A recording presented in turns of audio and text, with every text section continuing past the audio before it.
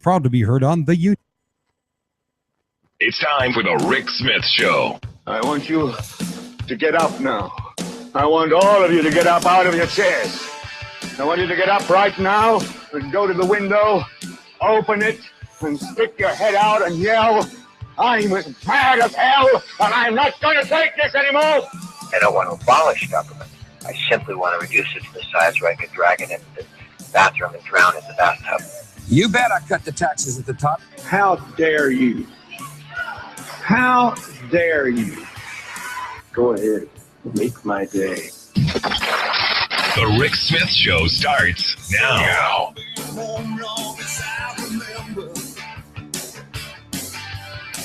This town gonna be here long after I'm gone. East side, west side, people don't surrender. They've been down, but they're still right on. Oh, and this time is my time. All right, love or hate, it don't matter. I'm gonna stand and fight. This time is my time. She got her ups and downs, but love or hate, it don't matter. But this is my time. And welcome, brothers, sisters, working class heroes. This is the Rick Smith Show. Thanks for being here. It's National Manufacturing Day. Yeah, it's Let's Make Stuff in the USA Day. And I got to be honest, I think that should be every day, but thanks to the president, today, the day, National Manufacturing Day. And what's sad to me, and I got to be honest, a little sad about this, is that we actually have to dedicate a day.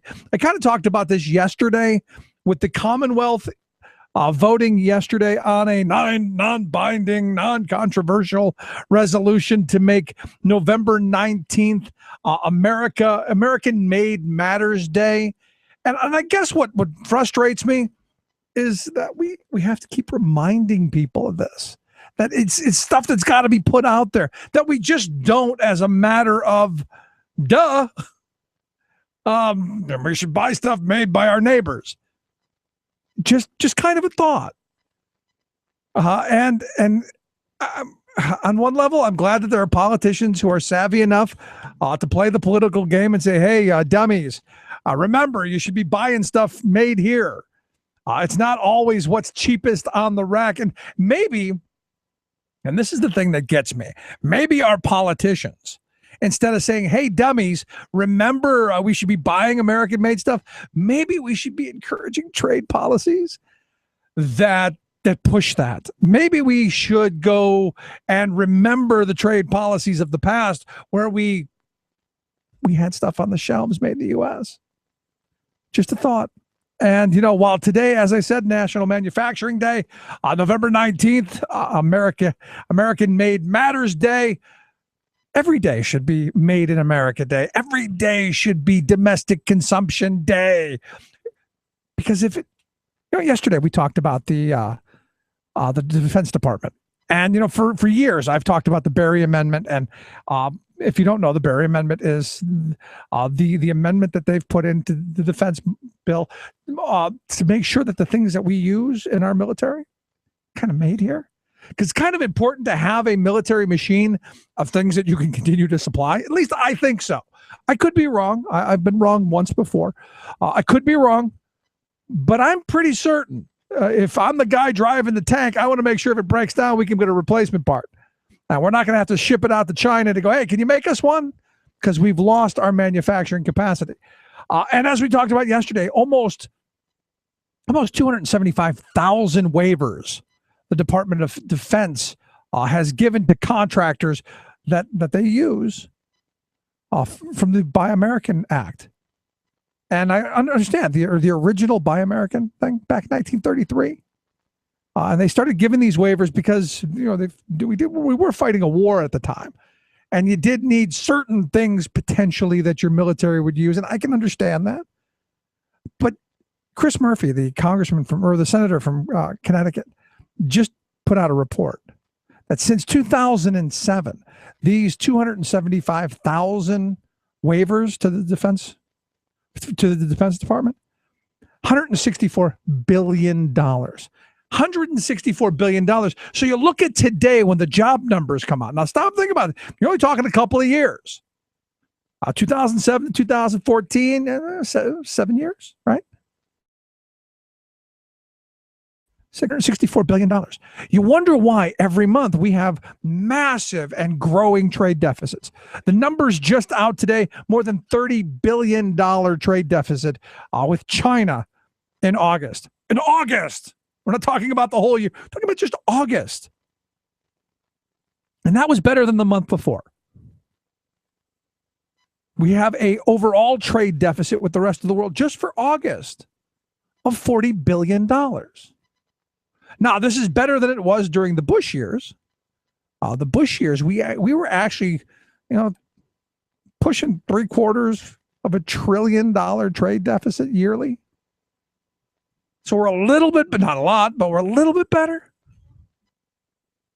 And you look at the job numbers, overall about 248,000 new jobs. And you got to question, what kind of jobs are those? When you look at the numbers, about 4,000 new manufacturing jobs. And those are the ones that we're told, right? These are the ones we're told that pay the higher wage. They're a little more skilled. These are those middle-class living wage jobs that politicians love to say we're creating thousands of. But when you look at the actual numbers, what are we creating? We're creating a lot of service sector jobs, which is why last month the average hourly wage dropped by a penny. And I was interested to see that the average hourly wage for American workers in September was $24.53 an hour, down a penny from August. The weekly wage, about $848 per week, about $2 down from the month prior. And you go, wow, that's $24 an hour. How many people make $24 an hour in the service industry? Oh, exactly none. And you see these people saying, we want $15 an hour because that's a living wage. And you hear the right wing just going absolutely ballistic. No, we can't afford that. That would make a hamburger cost 3 cents more. And we can't have that. That would be bad because we can't afford those extra 3 cents. And it brings me back to these, a bunch of thoughts that you look at our policies. To me, all of this is the policies that we have allowed our politicians to pursue, from horrible free trade to a president, right now, the second president since the passage of the minimum wage not to have increased it, to all of these policies that we've allowed to happen and spring up around, such as 275,000 waivers to the Buy American Act, and the 164 some billion dollars worth of economic activity that did not happen here. Now you stop and you think about it, $30 billion a month trade deficit with China. How many jobs does that equate to here? $164 billion over the last 7 years, and stuff that we should be, by absolute measure of common sense, because this is stuff for the military. And we are supposed to be having the ability to produce our own military supplies, our own armaments, those magnets that make the guided missiles go where they are supposed to, the smart little chippy things that they put into the smart bombs to make them smart. Shouldn't we be making that stuff? I mean, just as a matter of rational, thoughtful, common sense, we really should. If we're going to be this war society that's at war with everybody, shouldn't we make our own stuff? I mean, maybe I'm wrong. Maybe it's me. Maybe I'm just the one who worries too much. Maybe having China as the manufacturer of the world is a good thing.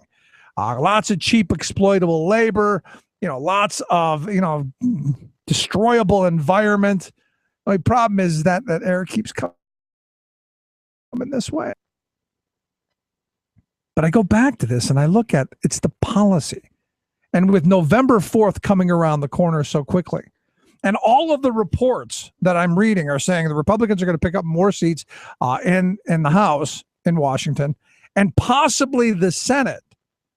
So I'm going, okay, the people who brought us all of these bad ideas, the folks who brought us all of this, along with the corporate Democrats, don't get me wrong, there are a number of them, the Clintonites, the DLC types, the corporatists, they're just as bad. They're the ones who brought this policy of, if we just give it all to the corporations, something's eventually got to fall off their table. Something's got to fall out of their pocket, and then we can scramble and fight over that.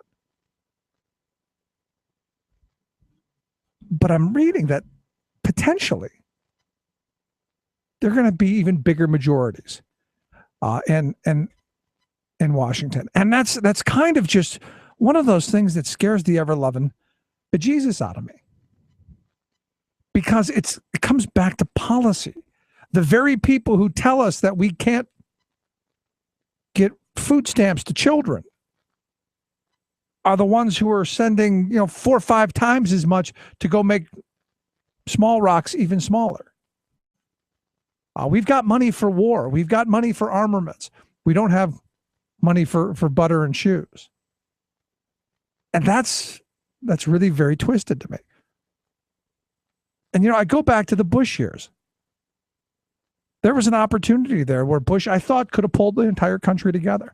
Had he said, we have to pay for these wars, we're going to go and we're going to pay for them, I think a lot more people would have come along with the idea that, okay, we're all in this together. We're not creating this national crisis. And what that time in history has done, created massive crisis. And what we've done because of the Bush collapse is we've seen the employment picture of this country completely change.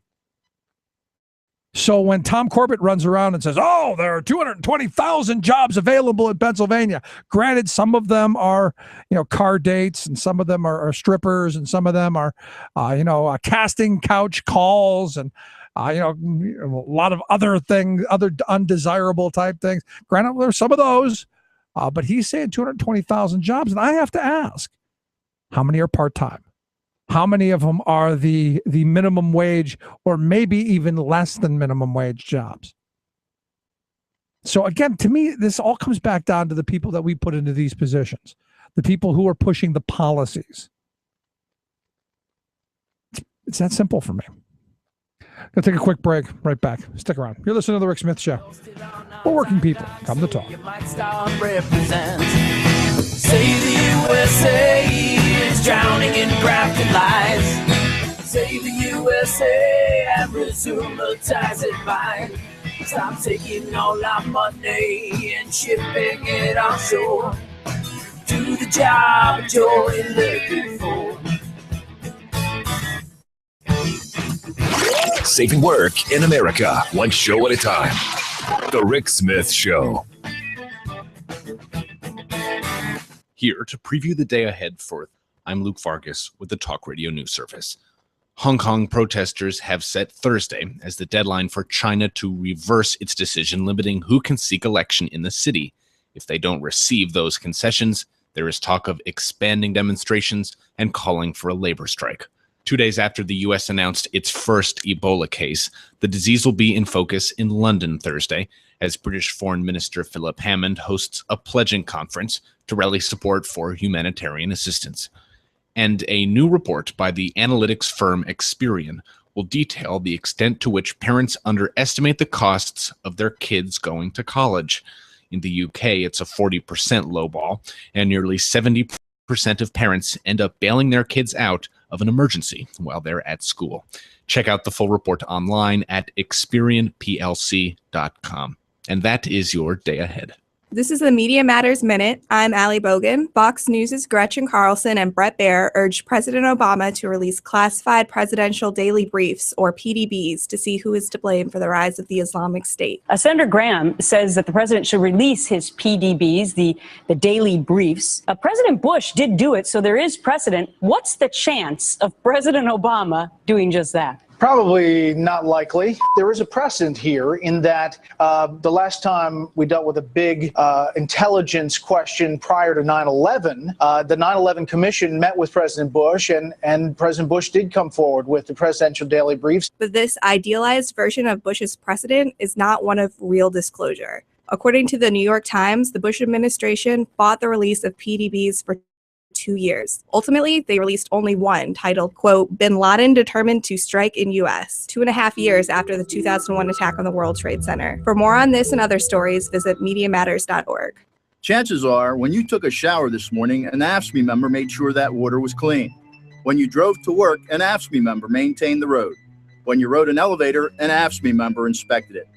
I'm David Philman, Executive Director of AFSCME Council 13, the American Federation of State, County, and Municipal Employees. AFSCME members enforce regulations, keep print bars, take care of patients, protect the environment, and more. The work isn't glamorous, the salaries aren't high, but AFSCME members serve the public in every aspect of our daily lives. Chances are, you'll never see that AFSCME member working in a sewage plant, diving underwater to repair a bridge, or answering a 911 call. But aren't you glad they do? For more information, visit AFSCME13.org. We are AFSCME.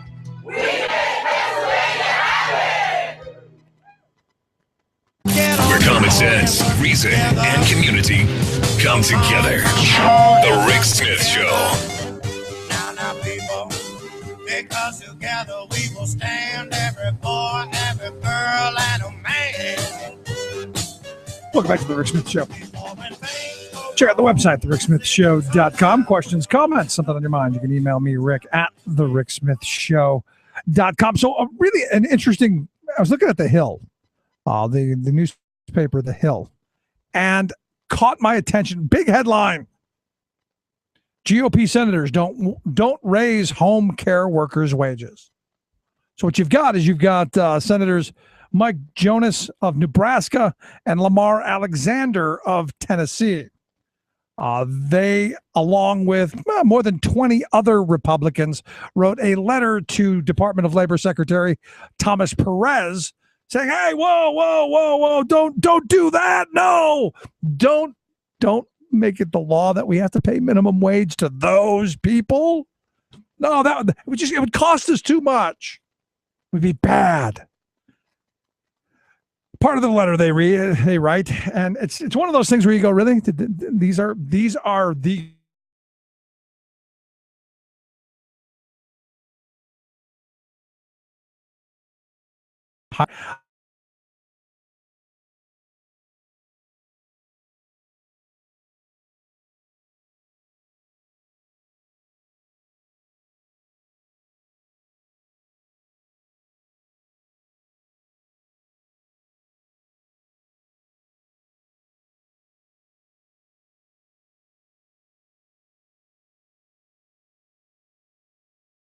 and expanding the low-cost care options available to this aging demographic.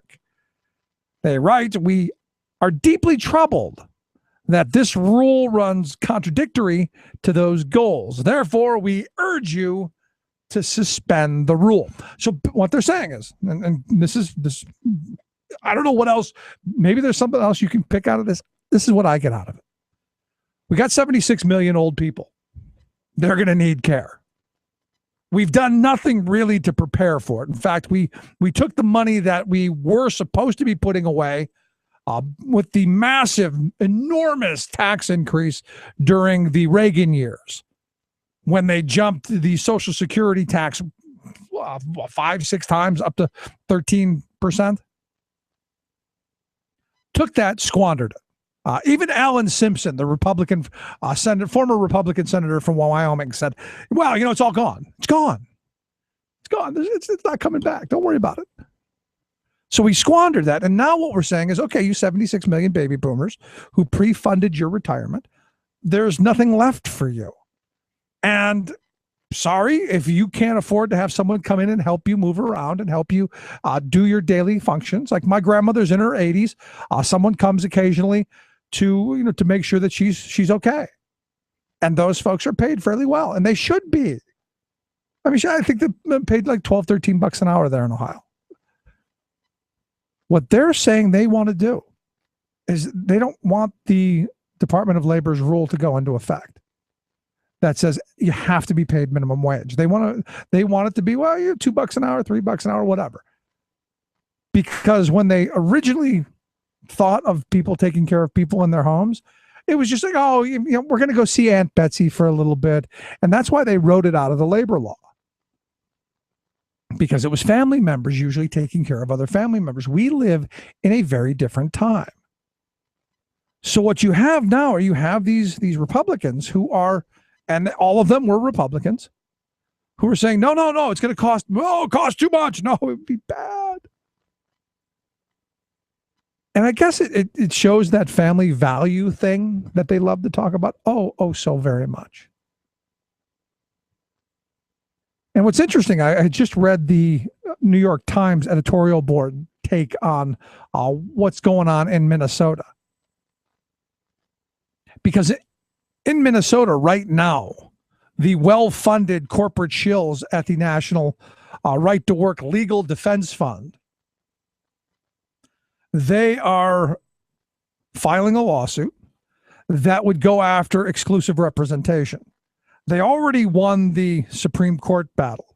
The Supreme Court justice, because again, these are reasons we vote for presidents, so that you can pack the support with all of your crazy right-wing supporters, and that's what they've done. So thanks to our anti-worker Supreme Court, they shot down, in the Harris v. Quinn case, they shot down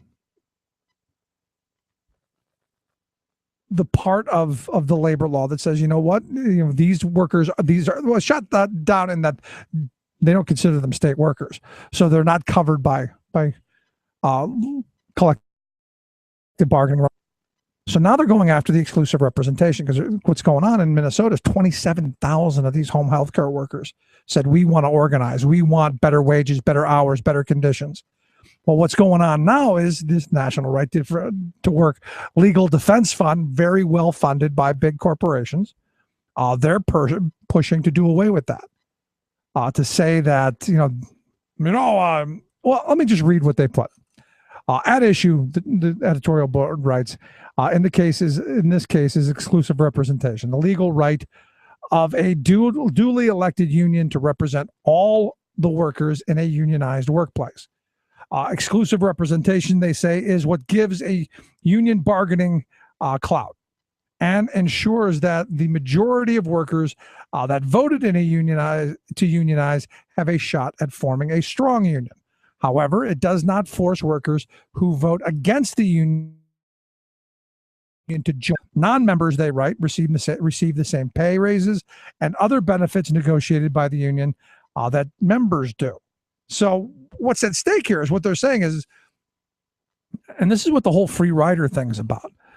You've got the members who are paying for all of this, this bargaining and all of this stuff, and they win, wage increases and benefits and conditions. And the non-union, the people who don't want any part of it, they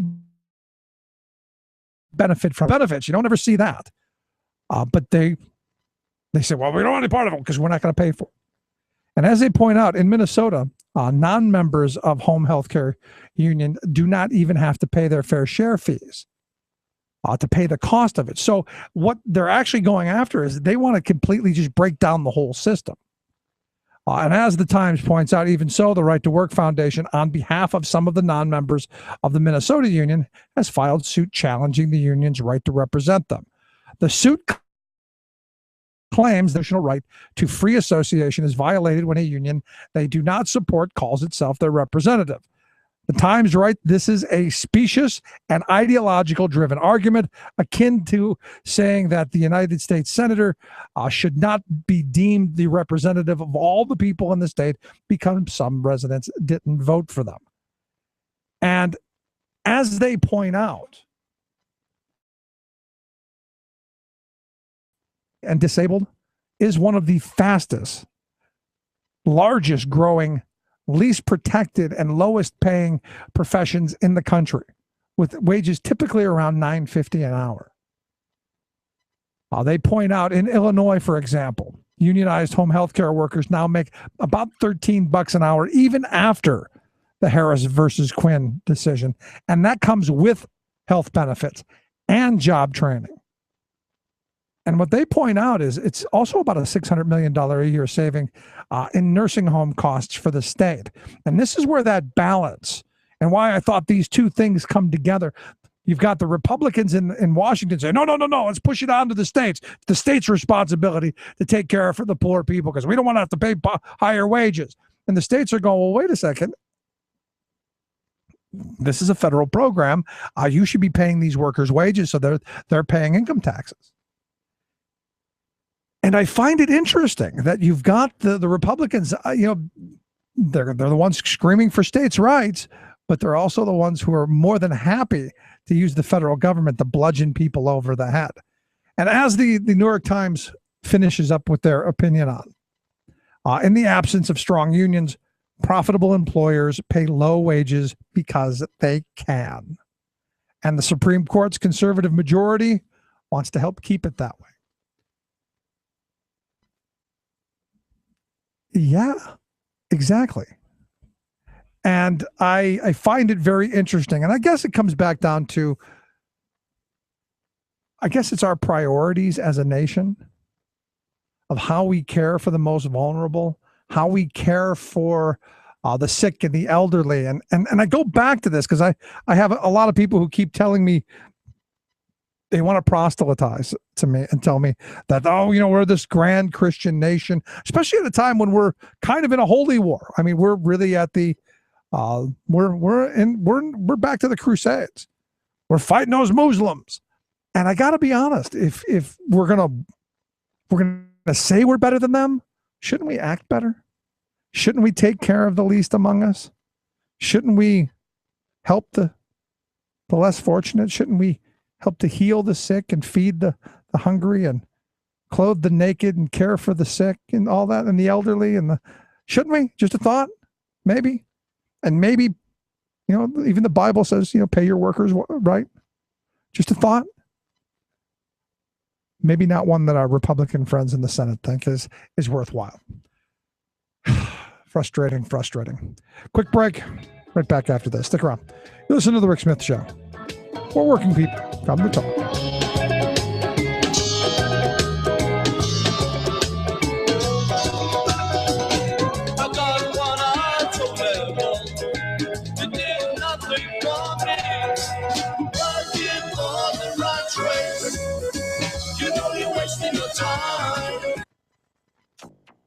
Human beings, just as we are having a profound impact on the atmosphere, we are having a profound impact on the oceans. Good news. Obama creates the world's largest marine sanctuary. Bad news. Humans have wiped out half of the world's wildlife. Scientists find humans to blame in Australia's hottest year in history. Plus, and so we should not be aligned with such people.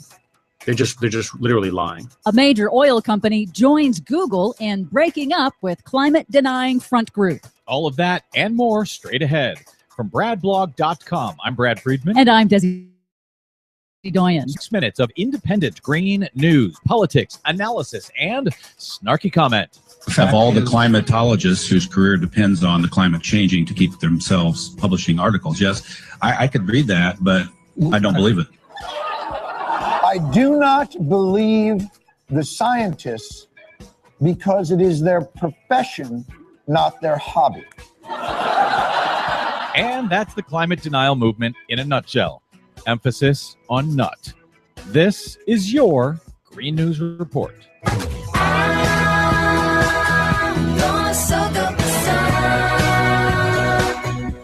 Okay, Desi Doyen, you tease us with some good news, and then you hit us in the head with some horrible news, as usual. Yeah, sorry about that, but really, it's the truth. Humans have wiped out half the world's wildlife population since 1970. We are cutting trees faster than they can regrow. We are catching fish faster than they can reproduce.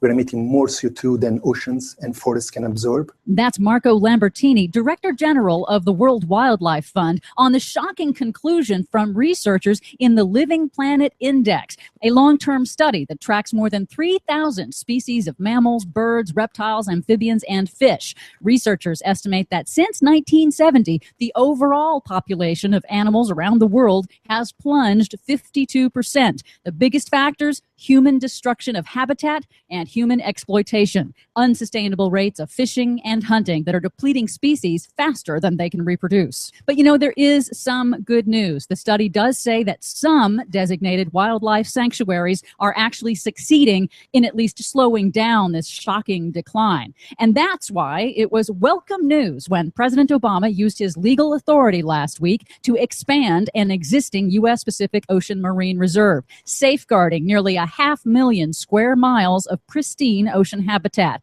It's now the world's largest fully protected marine reserve in the Pacific, according to Secretary of State John Kerry. We're talking about an area of ocean that's nearly twice the size of Texas, and that will be protected in perpetuity from commercial fishing and other resource extraction activities like deep water mining. Well, as much as we've been happy to criticize Barack Obama and John Kerry lately, that is good news indeed. Yeah, and there is some more good news. New studies showing that aggressive fisheries management works if it's enacted in time. Since 2000, new congressional legislation to halt overfishing in U.S. waters has succeeded in restoring 36 U.S. fish populations from the brink of extinction, including California blue whales and Gulf red snapper.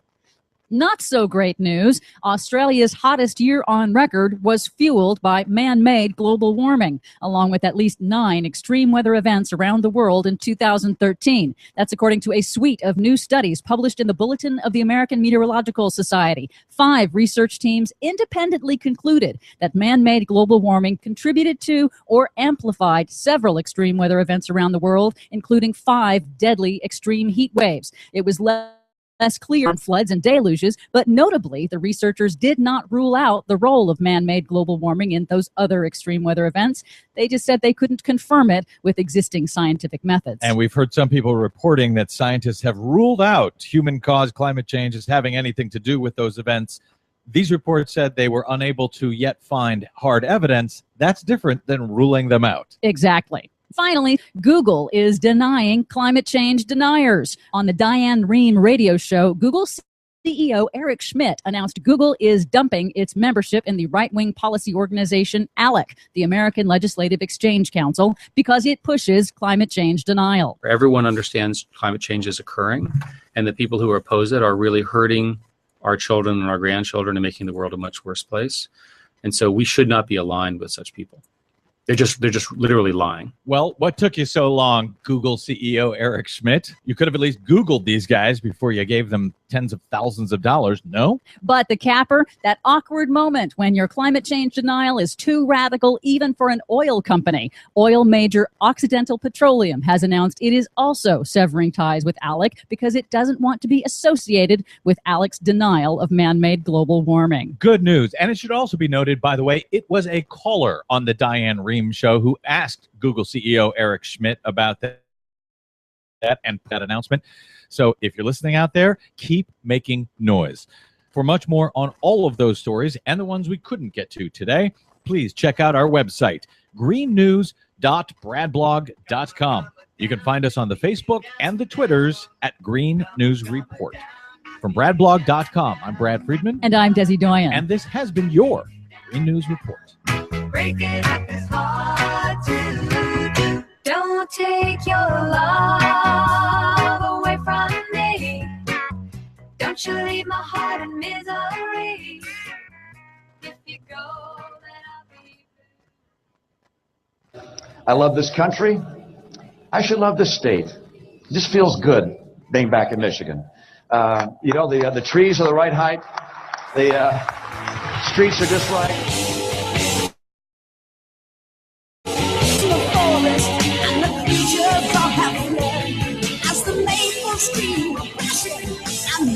Just shake their hands.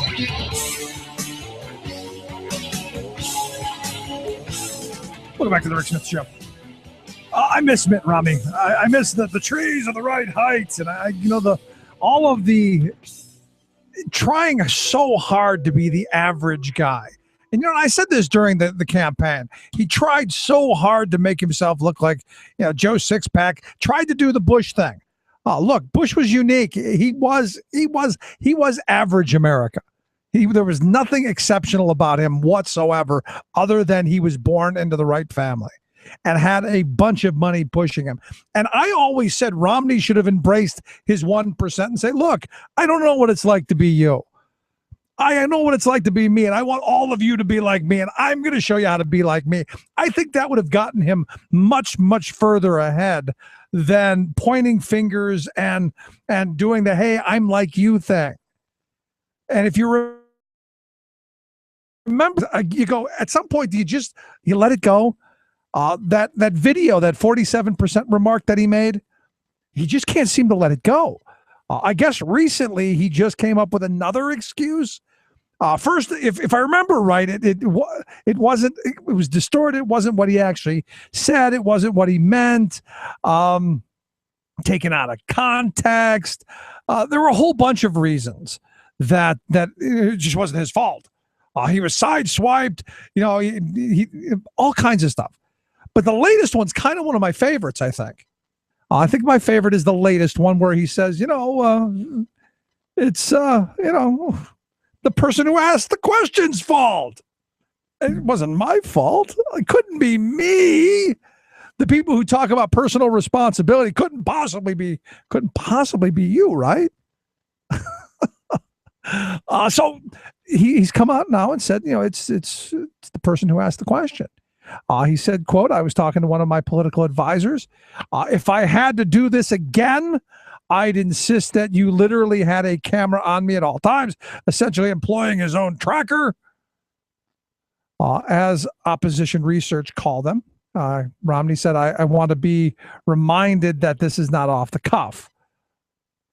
And, he said his mistake was that he was speaking in a way that reflected back to the person asking the question. He said, had he been able to see the camera, he would have remembered that he was talking to the whole world and not just this one very wealthy person. And I got to be honest, this is a new one. This is really a new one.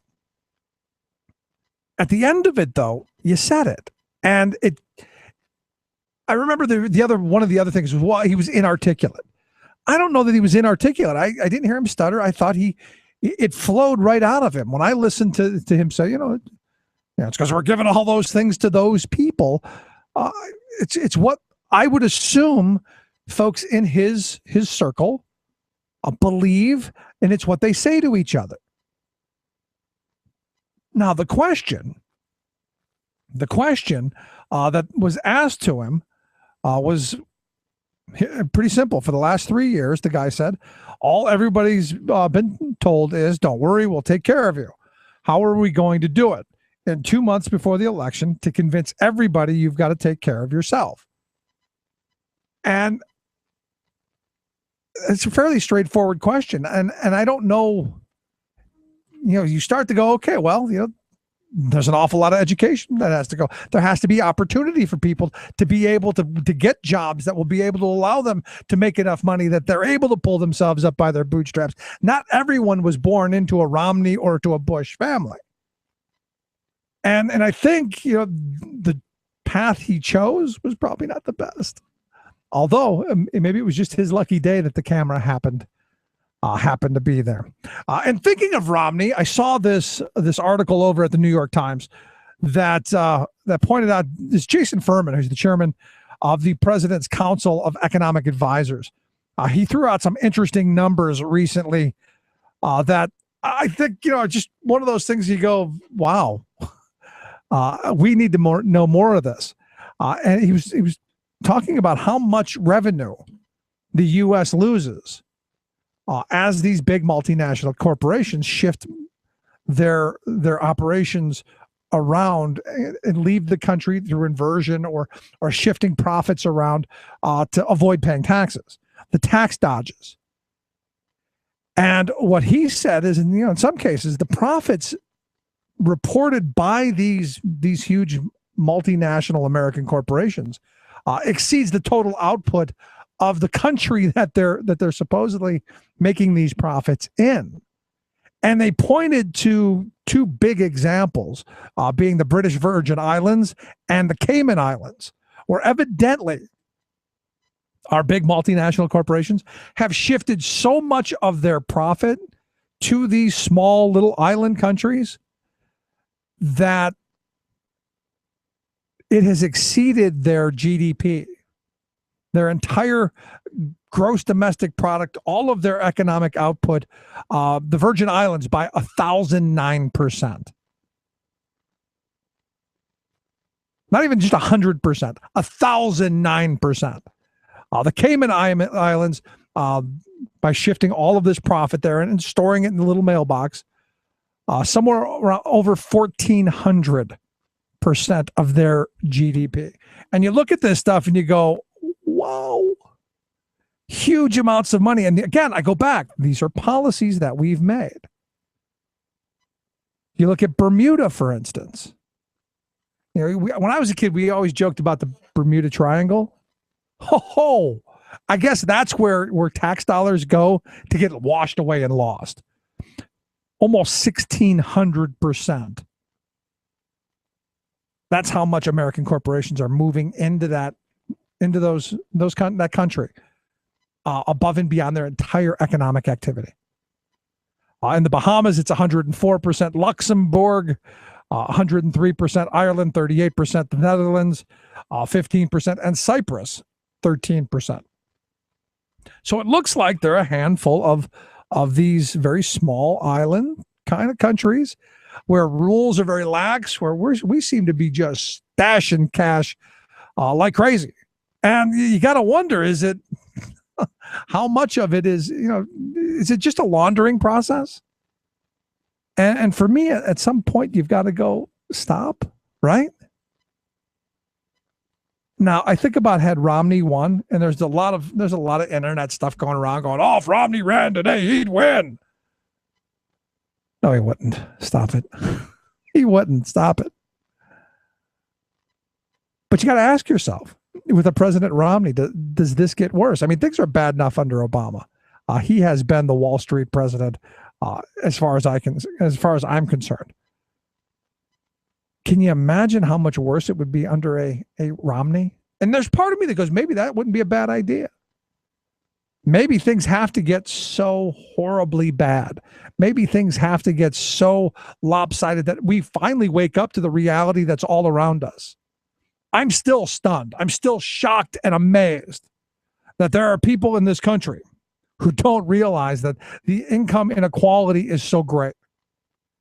That when the last polling that was done on this question came out, that Americans thought it was like 7 to 1 CEO to average worker pay, when it's 354 to 1. That means it almost one day, CEO works one day, you almost have to work the entire year. See, I don't care what it is that you're doing. That's obscene. And that's why we need to have tax codes. That's why we need to have unions to fight back, to level this stuff out, so that we're not living completely separate lives in this country. That there aren't the two Americas that John Edwards talked about, and that I think has already happened. Just very, very interesting times. Quick break, right back. Policy and sound investment matters. The Rick Smith Show. So you wake up in the morning just to work and face yourself, and then somebody tells you that you're owned by someone else. So what's it all about? It's money! Work it out! The people of today are so tired and so lost. Their argument for freedom is how much will it cost? So what's it all about? It's money! Work it out! Would you dive 14 feet deep in the Susquehanna to keep a bridge safe? Would you spend night after night with prisoners to keep your community safe? Would you spend Christmas Eve plowing snow to keep roads safe? AFSCME members do. Men and women who choose to serve in public service. Mine inspectors, 911 dispatchers, healthcare workers, parole agents. You may not think about them, but no, they're all thinking about you. This message brought to you by AFSCME Council 13. In Texas, not all goobers are produced by peanut farmers. A bumper crop of some of our nuttiest goobers comes out of far right-wing political soil. Check out this blue ribbon specimen, Todd Staples. Carefully cultivated by corporate agribusiness powers, he's been the state agriculture commissioner for the past 8 years. But the vast majority of Texans don't know his name and had no idea he was a state official, since he's primarily been a behind-the-scenes operative for Big Food. But Todd suddenly sprang from obscurity early in September, unleashing a screed against an innocuous school cafeteria initiative called Meatless Mondays. Going one meal a week without meat is a sensible effort to help prevent the growing epidemic of childhood obesity. But Staples shrieked that it's a, quote, carefully orchestrated propaganda campaign by anti-animal agriculturalists hell-bent on brainwashing school children. He wailed that it's a devilish plot to eliminate meat from Americans' diets 7 days a week, starting with Mondays. Then Commissioner Meathead doubled down on dumb by proclaiming that the Meatless Mondays cabal could deprive our poor school children of their only source of protein for the day. That might be sad, except it's a lie. Beans, eggs, cheese, nuts, legumes, tofu, and quinoa are perfectly good sources of protein readily available in Texas. Shouldn't an agriculture commissioner know that? But then Staples, who took more than $100,000 in campaign cash from the meat peddlers, has been the commissioner of agribusiness, not agriculture. This is Jim Hightower saying, and now he's neither. Todd has abruptly resigned his position, not out of embarrassment for his silly red meat rant, but to become a high-paid shill for the Texas oil and gas lobby. He can change one tinfoil hat for another, but Mr. Todd will always be a goober. Hightower's commentaries are brought to you by the Hightower Lowdown, the monthly newsletter with Hightower's populist take on what the powers that be are up to. Find out more at hightowerlowdown.org.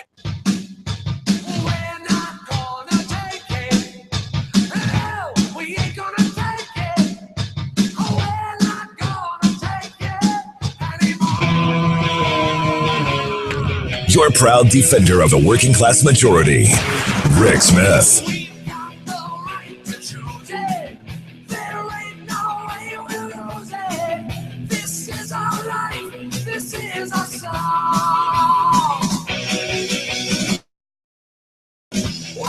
Well, a sign that direct action sometimes works, usually always works. Looks like in Boston, last week they announced that there's a settlement, and there's been a boycott at Hyatt in the greater Boston area for about the last 5 years now. Evidently, a settlement has been reached between Hyatt and the union representing the workers who were fired there. And this is another one of those scenarios where Hyatt figures and finds out that there's a union organizing campaign going on. They then outsource all of the workers, having the current workforce train their lower paid replacements, and then they get ousted. And you go, oh my gosh, how's this happen? How's it happen? Well, for 5 years, they have now been boycotting this and bringing it to people's attention. Now it appears there is a settlement. The 98 Boston area housekeeper, they're going to get about $1 million in back pay, somewhat upwards of $40,000, I guess, depending on how long they were there. The union actually estimates that the boycott cost somewhere around $6 million to Hyatt. Now, this is the thing that gets me. None of Hyatt's hotels are unionized, none of them. And to me, there's really a huge problem there, because it shows me, it's kind of like the Walmart thing. It shows me that what they're doing is out and out union busting. Because I've talked to a number of Hyatt workers from across the country who have tried to organize and been met with just venom.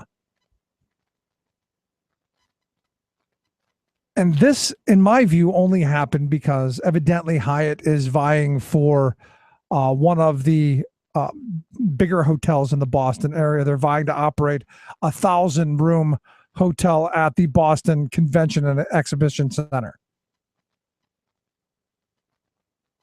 Now, these 98 housekeepers, these 98 fired employees, evidently they will get preferential hiring at this new hotel. But it just seems to me that, and I'm reading through the agreement that has been reported, I'm not seeing anywhere where these workers are organized. And again, you go back to this whole low wage service based economy, and you keep going. There needs to be a floor. There needs to be a cop on the beat. There needs to be something to make sure that these folks aren't constantly being replaced and constantly being abused. I mean, you're think about it. You come to work, you're training somebody. Okay, you're training this person to do your job, and then the next day they say, "Sorry, they know what you know. There's the door. We're going to pay them less." You have no rights. And the right would tell you, "Well, that's the free market at work." And I'd say that that's just flat wrong. Maybe it's just me. Anyway, I look at what's going on out in San Francisco, and to me, there are glimpses of hope. There are moments of hope all across the country as we're seeing people taking to the streets. We're seeing people saying, "You know what? We've had about enough." And in San Francisco on Monday, there was a new bill introduced to curb the abusive scheduling practices at these chain stores, fast food restaurants, and big banks. It was introduced to the San Francisco Board of Supervisors. It's called the Predictable Scheduling and Fair Treatment Ordinance, or as they've been calling it, the Retail Workers Bill of Rights. It was introduced by Supervisor David Cho. And what it is it's requiring, some of these big box retailers and some of these bigger stores to adhere to a code of conduct almost. The ordinance evidently will apply to businesses with 11 or more locations. So if you're a fast food franchise and you've got 22 places around the city, like we saw in Detroit, we talked about yesterday, this would cover you. According to the report, it would cover about 5% of the city of San Francisco's entire workforce, about 35,000 people. And, there were some things, as I was looking at it, some things just seemed reasonable to me. One of the first things that they want are full-time hours. Look, if you're going to work for someone, you should have the ability, if it's there, that you get the full-time hours instead of continually seeing a flood of part-time, because that's what we're seeing in this so-called recovery. And the 220,000 jobs Tom Corbett talks about, a lot of them, as I looked online at the website that he's promoting, were part-time, with no benefits, no future, no health security, no retirement security, no sick, nothing. It's just, 5 hours here, a couple hours here. This isn't a career. So what this is saying, look, if you're one of these big franchises, if you're one of these big operations, and you're hiring 1,000 part-time workers, can't you hire 500 full-time workers so that these folks can then make their lives better and have more predictable hours? Don't you just think that makes some bit of sense? I do. And what it would do, I think, is if we started putting these rules into place, because obviously it's completely apparent to me that employers aren't going to do it on their own. The benevolence of corporate America is not going to do this. The invisible hand is not going to pat you on the back. If anything, the invisible hand is going to fist you. That was kind of graphic, wasn't it? The other part of the Workers' Bill of Rights that they talk about is being paid for being on call. This is one of those things that have really gotten, as I understand, completely out of hand. And they're saying, look, we should have the right to pay while we're sitting and waiting for you to maybe call or maybe not. And if you cancel our shift within less than 24 hours, because, hey, we had to make arrangements, babysitters, transportation, all of this stuff. Hey, we should get something for this. And there's part of me that goes, and this would make that relationship a little bit more concerned, a little bit more cordial, a little more, what's the word I'm looking for? A little bit more of the employer being concerned about your well-being and caring about your life. The other thing they ask for is equal treatment for part-time workers.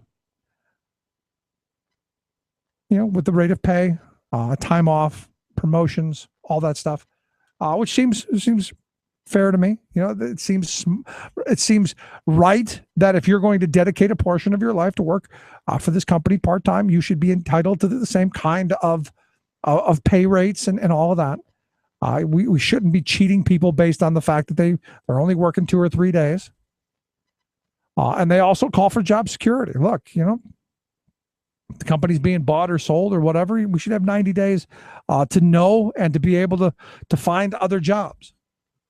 Seems like common sense to me. Will it pass in San Francisco? Maybe. It looks pretty good, along with the increase in the minimum wage ordinance that they've got running around out there.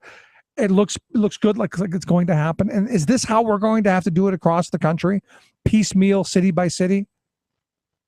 Now, in Pennsylvania, we can't raise the minimum wage in Pennsylvania because in different political subdivisions, because they've already passed a law precluding us from being able to do that. It's illegal. They also want to pass a law that says we can't pass paid sick day ordinances. And trust me, if this passes in San Francisco, there will be an ALEC piece of legislation tomorrow. There will be an ALEC piece of legislation that some legislator here in Pennsylvania will pick up, slap his name on, and introduce here to make sure that we here in the Commonwealth of Pennsylvania can't do what the folks in San Francisco are trying to do. Corporate mission accomplished. Kind of makes you wonder, doesn't it? I tell you, November 4th, November 4th, mark it on the calendar, whatever you got to do to remember to get out and vote, but you got to do it. November 4th, circle it, write it down. Right back. I see them blue for me and you, and I say to myself, what a wonderful world. Yes, it is all about the children, even after they're born. Rick Smith. You're listening to The Rick Smith Show. For more information, go to thericksmithshow.com. If you've missed any portion of the program, you can download the podcast at thericksmithshow.com. You're listening to WIN, Workers Independent News, a production of Diversified Media Enterprises. I'm Doug Cunningham. The Coalition to Save Our Social Security Thursday unveiled 500,000 petition signatures demanding that Social Security field offices remain open in communities across America. The coalition consists of the American Federation of Government Employees, Social Security Works, and the Alliance for Retired Americans. They say budget cuts have degraded the Social Security Administration's ability to provide service to millions of baby boomers becoming retirement eligible. The coalition is insisting that field offices are vital to provide proper service to people eligible for Social Security. Public Citizens Global Trade Watch says the Obama administration's insistence on the Investor-State Dispute Settlement Clause in the Transatlantic Pact could scuttle the trade agreement between the EU and the U.S. Global Trade Watch's Lori Wallach says that the ISDS regime gives new powers to corporations to attack domestic policies in the U.S. and Europe. Wallach says Obama wants a parallel legal system for foreign corporations, and there is growing European opposition to it in the trade negotiations. The European Commission president, the German government, and several large voting blocs within the European Parliament have all voiced opposition to the ISDS, according to a new report from Global Trade Watch. In the U.S., opposition to the ISDS provisions giving corporations power to attack domestic policies includes labor, environmental, consumer, and health groups, as well as the Tea Party and libertarians. Wallach says a slew of domestic laws are being attacked in what she called these corporate tribunals. The SEIU-affiliated Workers United rallied in Brooklyn Thursday, calling on Merrimont Corporation to negotiate a new deal for workers that includes fair wages and affordable health care. The low-wage, mostly immigrant workers prepare and deliver food to more than 200 schools. SEIU says Marymount has a terrible record as an employer, and the union asserts that Marymount owes more than $80 million in back wages to workers. In New York City, a bill has been introduced in City Council to end the city's collaboration with what immigrant rights groups say is unjust deportation machinery. The bill would end New York City's cooperation in honoring hold requests by Immigration and Customs Enforcement placed on immigrants in city jails that ICE believes are subject to deportation. Currently, ICE can place these holds without judicial warrants. The New York City bill would stop that practice, refusing to honor holds unless a judge had issued a warrant for a subsection of immigrants who have been convicted of violent crimes. Workers Independent News puts workers and their unions on the national radio news airwaves every day. To help keep labor's voice on the air, go to laborradio.org. Rebuilding America. The Rick Smith Show. The walls came down. They'd all been won. Welcome back to the Rick Smith Show. Check out the website, thericksmithshow.com. So it's manufacturing. It's Manufacturing Day. National Manufacturing Day, where we talk about, hey, let's buy things that were made here and let's focus on making things here. And the sad reality is, shouldn't every day be American Made Day? Just my thought, which is why I've asked Scott Paul. He's president of the Alliance for American Manufacturing, AmericanManufacturing.org, the website, to come talk with us about how we're doing on the manufacturing front. Scott, thanks for taking time for us. Rick, great to be with you today. So National Manufacturing Day, we're finally going to highlight one day out of 365 that we make stuff here, right? Yeah, that's going to turn everything around, Rick. Look, it's nice to have the attention focused on factories for a day, and there's actually 1,600 events around the country today. A lot of them are at factories, and they're open houses designed to get kids into the factories, the community in the factory, to see the jobs that they support and the work that they do, and obviously encourage them to buy American-made products as well. But as you pointed out, it seems like President's doing an event today at a factory in Indiana, but we need a 365-day commitment to this. Otherwise, it's just another day, right? So just another day where you celebrate something and kind of phone it in the rest of the time. Yeah. So here's the thing: $40 billion trade deficit. Shouldn't these manufacturers be the ones pushing for sane, rational trade policy that makes sure that that they're not competing in a global economy where they're getting crushed by cheap labor and lax environmental standards? Well, I tell you what, Rick, you know that we do, and that we push for fair trade, and we're not afraid of competition. No. But we want a level playing field for our workers. But you're right. I think a lot of organizations get a little, what I would call, bifurcated on this, which means their global manufacturers have a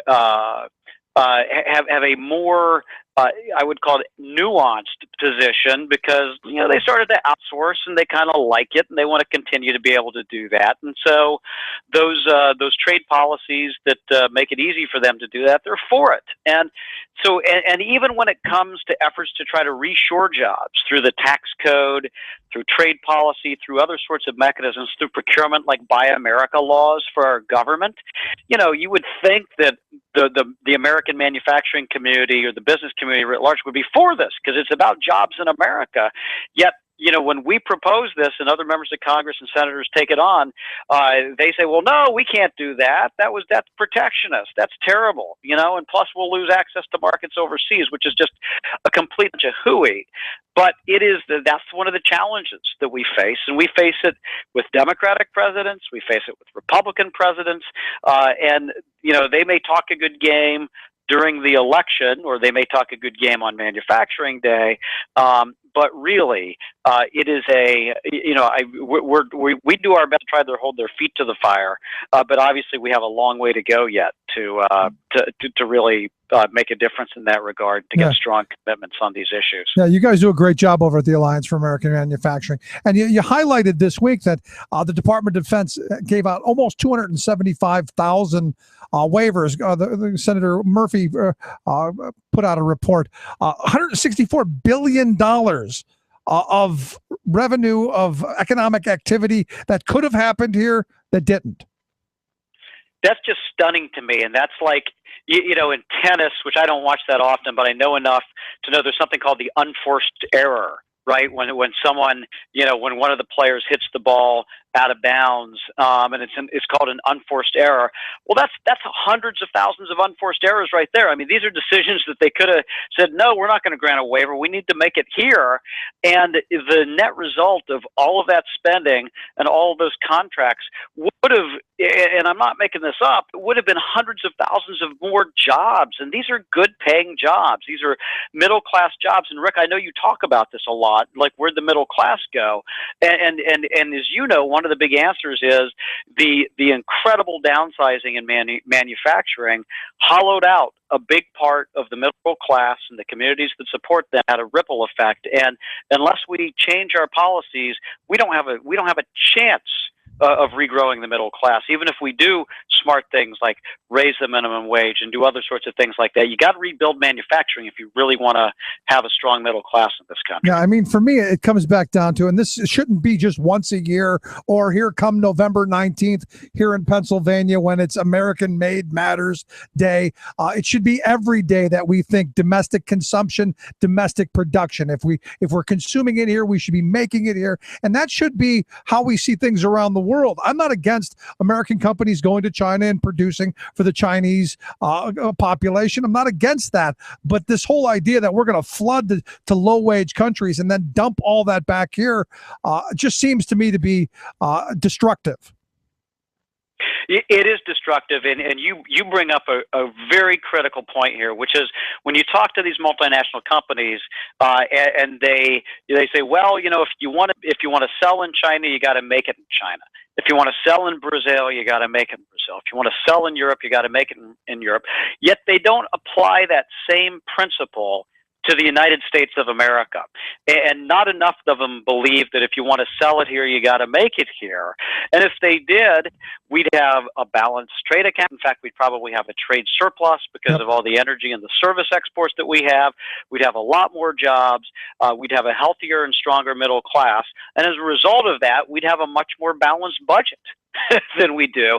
And to me, the logic is overwhelming, and yet it's first day philosophy, and then second, just a tremendous amount of greed that accrues to and money that accrues to a very small number of folks. That makes this change hard to achieve. But we're working. We're going to continue to try.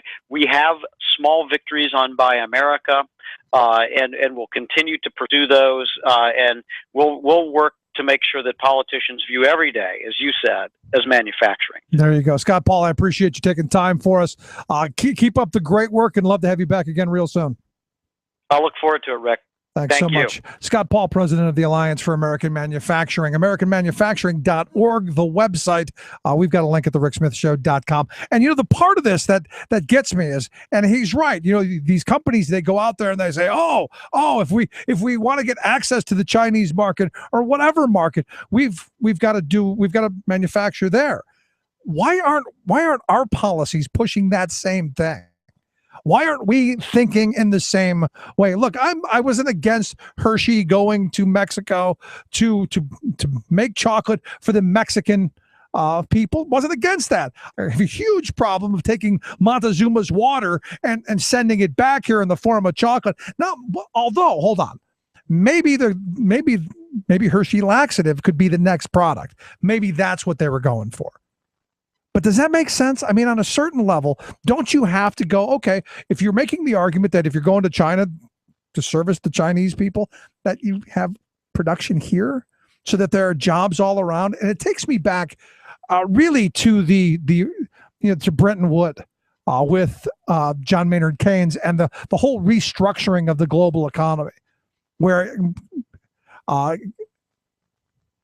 Keynes actually wanted a world currency, not the dollar, something called the Bancor, something that would have punished countries who ran up huge surpluses and subsidized countries who were running huge deficits. And it would have balanced trade so that you would have had a leveling mechanism. Problem is, we don't have a leveling mechanism.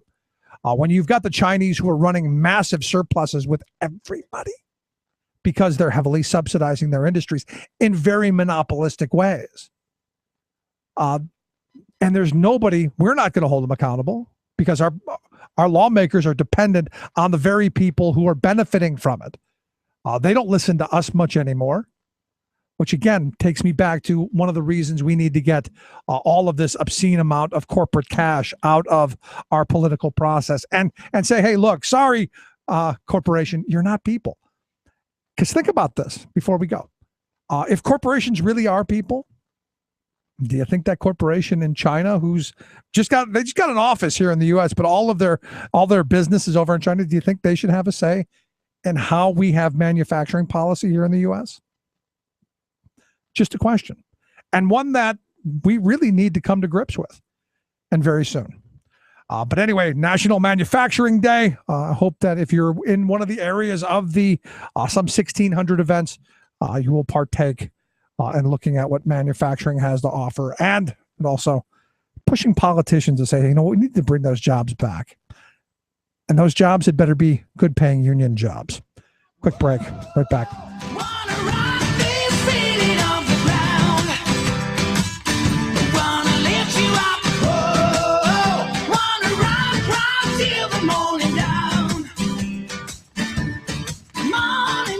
Together, we can make America better.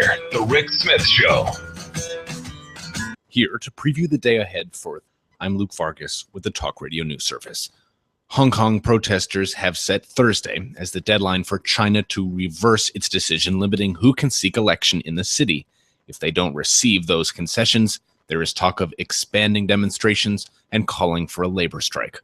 2 days after the U.S. announced its first Ebola case, the disease will be in focus in London Thursday as British Foreign Minister Philip Hammond hosts a pledging conference to rally support for humanitarian assistance. And a new report by the analytics firm Experian will detail the extent to which parents underestimate the costs of their kids going to college. In the UK, it's a 40% lowball, and nearly 70% of parents end up bailing their kids out of an emergency while they're at school. Check out the full report online at experianplc.com. And that is your day ahead.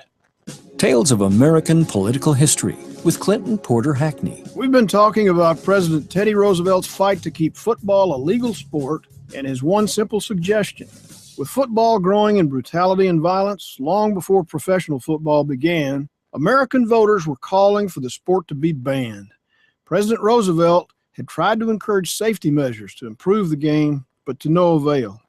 Once again, he called college coaches and leaders together, this time to the White House. And this time they formed an intercollegiate conference that eventually became the NCAA and approved rules changes for the 1906 season.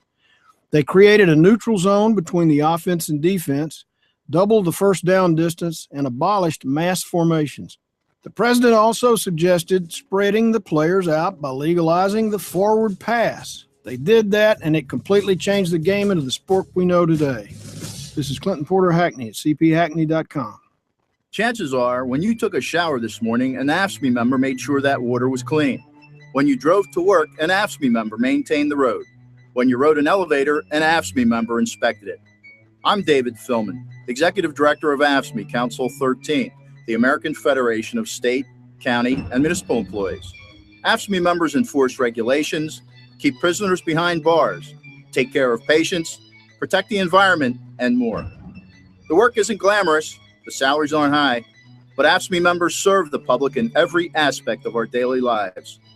Chances are, you'll never see that AFSCME member working in a sewage plant, diving underwater to repair a bridge, or answering a 911 call. But aren't you glad they do? For more information, visit AFSCME13.org. We are AFSCME. We make Pennsylvania happen! In fact, I was in a meeting in Wall Street, Rick, and it was a pretty stunning meeting because we were talking with them about, how can we get more private investment in infrastructure? And they said, pay us. And you have to pay us not just the cost of the capital, like, $60 million to rebuild I-80. You got to pay us for the profit that we would lose by putting that money elsewhere. have had enough. The time has come to come and blow. This is a battle cry for the common people. We've got to know we're kids stuck in the middle. We're singing this song for all of the Welcome back to the Rich Smith Show. So if you remember, that was Donna Cooper. And I use that clip because, it reminds me of how close we were here in the Commonwealth to selling off our turnpike to the lowest bidder. And she was saying, look, because she was one of the policy people intimately involved in the lease. And I was against it. It was a Democrat doing it. I was completely against it. And as she said, in the negotiations, these Wall Street people, these corporatists, they wanted to be guaranteed all of their profits. They wanted all of the money that they would have made just about anywhere else. So imagine the best return that you could get. The dream, that's what they wanted. They wanted it guaranteed. And I guess the whole deal just fell through. And fortunately so, because at the time what they were holding up is they were holding up Indiana's sale of the toll road to this Australian Spanish company, this Sintra Macura company, who evidently just, the company that they spun off to hold the Indiana Turnpike evidently just filed Chapter 11 bankruptcy in bankruptcy court in Chicago, claiming that they have to restructure, and they've got something of a $6 billion debt load. Now, everybody was saying that the Indiana privatization, that the Turnpike was just the greatest thing ever. It's fabulous. And I remember over the summer when we went to the AFSCME convention, we drove out across the Indiana Turnpike, and I remember going, wow, Pennsylvania roads look really good right now. Even though Pennsylvania has some of the worst roads in the country, the Indiana Turnpike was horrible. It was a minefield. It looked like they imported it from Iraq. It was that bad. And what they had done is, the Republicans at the time said, oh, this is great. We've got this foreign company who's going to come in and take our roads. And they promise, they swear, pinky swear, that they're going to fix the roads. And I guess they gave them like $3.5 billion up front for a 75-year lease. So they got $3.8 billion for a 75-year lease. And you stop and you think about this. None of the work has been done. The turnpike that the state is going to get back is in horrible condition. I don't know that it's salvageable at this point. When we drove through, it was literally, you didn't have a moment of thought other than, oh my, the shocks, they're going to go. My suspension system is shot. Now, at the time, as the reports point out, all the Republicans are saying is, oh, there are safeguards in place, and if this company doesn't do what they're supposed to do, we're going to take it back. Well, they didn't take it back, and now you've got the money's gone. The $3.8 billion that they had, long gone. Long gone. So they get nothing out of the turnpike. There's nothing. But now they're saddled with this really crumbling asset that they really don't know what to do with it. They're saying, well, things will be fine. We'll be fine. Business as usual, craters as usual. But it brings back up two things for me. One, the whole privatization thing. Are roads and bridges something we should be privatizing? And here in Pennsylvania, we're going to be doing a bunch of that thanks to Governor Corbett. There are about 500 bridges that are going to be, I guess, up for some type of auction, some type of public-private partnership, who knows what, but we're bringing in the moneyed interests who understand they're not about roads. These are not people who care about roads. These are people who care about money. They care about profit. And when I saw the story, and I'm going to read to you exactly what caught my attention. The article from the South Bend Times says debt-ridden ITR commission company a spawn of the Spanish-Australian company, Sintra Macura, filed for Chapter 11. So I'm looking at this debt-ridden ITR commission. And I'm sure it's the Indiana Turnpike Commission. They created a whole subdivision. Think of how brilliant this is. They created a subdivision of the big overall corporation so that when they have to file bankruptcy, the bankruptcy only looks at this one little small subdivision. Kind of takes me back to the whole Peabody Coal when they fired up Patriot, and Arch Coal did the same thing with Magnum, and they saddled those companies with all of their debt. This company, this ITR company, $6 billion in debt. So two things here. One, the debt part of it. Going to eat a lot of that. And two, the road is in horrible condition. Horrible condition. Now, according to the Indiana Finance Authority, the ITR Commission, they're going to continue to manage the toll road through the bankruptcy. They're looking for someone else they can sell it off to. Now, the part of this that gets me is the state still doesn't get anything because they don't control it. It's going to be up for sale to somewhere else for someone else to run it. And the money will go to the ITR company, not to the state. Now, there are those who are going, hey, wait a second. You claimed back in 2006 when you did this that at any minute the state could go, hey, you're screwing up. We're taking it back. No one's taking it back. Nobody. I mean, the Democrats are calling for it, but Democrats are on a barren wasteland in Indiana. And it just makes me go, privatization of our roads and our bridges? Bad idea. Horrible idea. Which leads me to, you can't even believe it. Takes me out to California. The Bay Bridge, that's right. San Francisco Chronicle out there reported.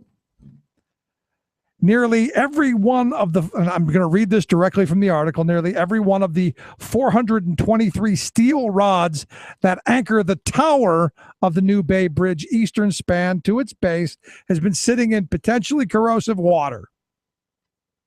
The entire eastern span of the all of the rods that anchor the damn thing down, all of them are going to be corroded. Now, you're talking about a $6.4 billion project that's had major cost overruns, and they didn't use prevailing wage or American workers pretty much to do it. Brought in all kinds of cheap foreign Chinese steel and cement and all the other stuff and the rods and everything. Even brought in Chinese welders to do it. And you go, are we surprised? Are we surprised that companies that our job is to make money, not to do this kind of stuff? And you go back through all of the things that have just been horribly wrong with this whole process. They don't quite know how they're going to fix this. They don't know what they're going to do. Because evidently they didn't bother caulking around the steel rods. And they're spending $25 million to figure out to do a test to look for zinc. To see just how bad the rods are corroded. And you start asking the question. And I guess it goes back to Alan Shepard. How many people remember the astronaut Alan Shepard? Who said, gee, lowest bid got the contract. I mean, how safe do you feel? And it makes me begin to ask the question. At some point, don't we say, hey, if we're spending $6.4 billion, shouldn't we make it here? Shouldn't we, I don't know, make sure that it's done right with quality stuff? As I've been reading about this whole debacle, and it's been a multi-year debacle of trying to do it on the cheap, we find that the Chinese manufacturer of the steel kept shipping stuff back and forth because a good portion of it was junk. It was horrible. And you got to wonder, with our inspection process, how much of the horrible stuff just came right back. I'll just ship it back. Maybe they won't catch it this time. Now, they say that this bridge is supposed to last 50 years. I'm seriously questioning that. And have you seen it? I don't know that I would feel comfortable driving over it. And then you got to wonder if there's an earthquake, because this is supposed to be one of those bridges with the seismic rod structure that's going to make sure that it doesn't come tumbling down. You got to start wondering, do those rods start snapping instead of bending? This, my friends, this is what privatization, this is what the corporatocracy will get us. And the very people who did this are the ones who say, oh, see, government can't do anything.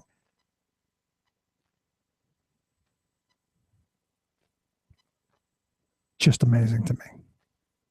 And, the sad reality is it comes down to not can we build the best bridge. It comes down to these people who are in the power positions of how much money can we put into our pockets? How cheaply can we do it? How can we cheat the workers? How can we do cheap on the material so companies can keep putting money in their pockets more and more and more? When does it end? When does it stop? Got to ask that question. Sad stuff and a ripoff. And who are you going to hold accountable for it? One of these businesses are going to file bankruptcy tomorrow, like the ITR company who bought the Indiana Turnpike. It's amazing. And it's infuriating. And it should anger every taxpayer, honestly. Quick break. Right back.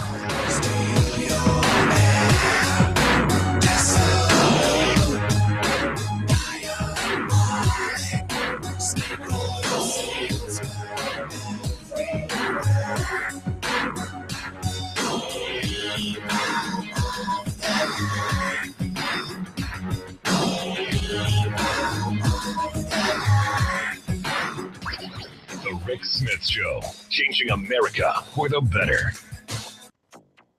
And so we should not be aligned with such people. They're just literally lying. The tide turns against climate change deniers as even Rupert Murdoch dumps right-wing policy front group ALEC. Viewers and readers want to know, what do you believe about climate change? And what, if anything, will you do about it? Climate change is now a defining campaign issue. 35,000 walruses start their own climate march in Alaska. Plus, the tide turns against coal. Huge Canadian coal mine sells for just $2. Yeah, but is that U.S. or Canadian dollars? Makes all the difference. All of those answers and more straight ahead from BradBlog.com. I'm Brad Friedman. And I'm Desi Doyen. Stand by for 6 minutes of independent green news, politics, analysis, and snarky comment. That's right. 10,000 Chinese pigeons were anally probed. I have no idea what that means. This is your Green News Report. I'm no expert on the Chinese zodiac, but I know whose year it's not.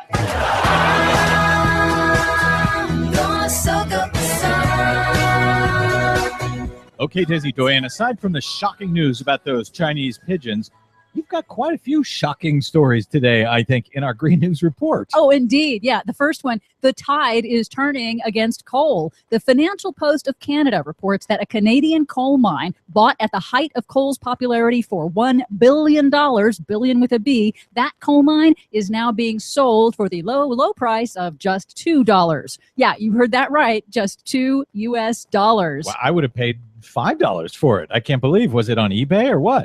No, but it turns out that coal just isn't that profitable, according to Andrew Moore of Platts Energy. Coal prices have been down. They're at year-to-date lows currently, despite these really low coal stockpiles, because there's been low electricity demand, as well as natural gas prices that have been relatively low. So you mean to tell me that all the coal companies that are in trouble are not in trouble because of Obama's war on coal? It's just because nobody wants that stuff anymore? Kind of, yeah. And remember, those coal state politicians like to say that it's Obama's policies, but this coal mine is in Canada. Yes, exactly. What part of the free market do you hate, Republicans? The tide is also turning against global warming denial. Let's go way back 2 years ago, back to the 2012 presidential election, when the corporate media refused to even mention global warming. This was CNN's Candy Crowley after the final 2012 presidential debate on why she asked no questions about it. Climate change. I had that question to all you climate change people. We just, again, we knew that the economy was still the main thing. So you knew you kind of wanted to go with the economy. Yep, all you climate change people. Yeah, well, what a difference 2 years makes. Climate change is now a defining campaign issue. In Colorado, in the race for the governor's seat, in a debate this week between sitting Democratic Governor John Hickenlooper and the Republican candidate, Congressman Bob Beaupre. Mr. Beaupre, do you believe humans are contributing significantly to climate change? No. Mr. Hickenlooper? Significantly, yes. And did you hear that? The audience laughed at the candidate who said no. In Iowa, in a debate for the open U.S. Senate seat between Democratic Representative Bruce Braley and Republican State Senator Joni Ernst. Viewers and readers want to know, what do you believe about climate change? And what, if anything, will you do about it? I don't know the science behind climate change. I can't say one way or another, but I do believe in protecting our environment. But without the job-killing regulations that are coming out of the EPA. And now the climate change question is being asked in nearly every major campaign around the country. Finally, although I do love that Republicans seem to have settled on something. Oh, yes, the climate is changing. Of course it is. It's always been changing. That seems to be their stock answer now. Yeah, or they'll say, I don't know enough about it, but they do apparently know enough not to do anything about it. The tide is also turning against ALEC, the American Legislative Exchange Council, that right-wing policy front group that pushes global warming denial. It's that awkward moment when your global warming denial is too embarrassing even for Rupert Murdoch. PRWatch.org reports that News Corp, Murdoch's global media company that owns Fox News, is dumping its membership with ALEC just 1 week after Google's CEO Eric Schmidt said about ALEC. We should not be aligned with such people. They're just literally lying. Sierra Club Executive Director Michael Brune says, quote, climate deniers are the new tobacco executives. Nobody wants to be seen with them.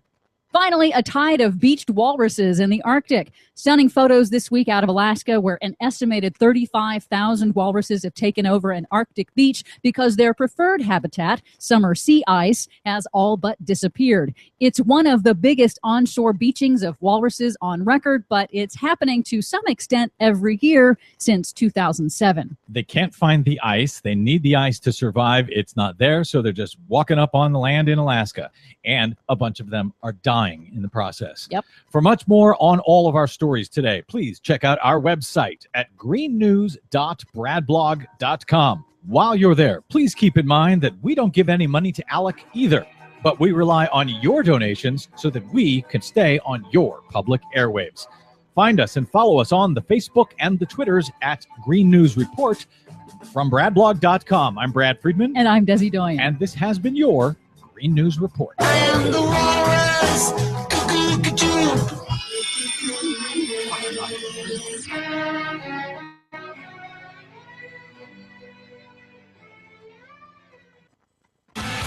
Where family values are more than slogans. The Rick Smith Show.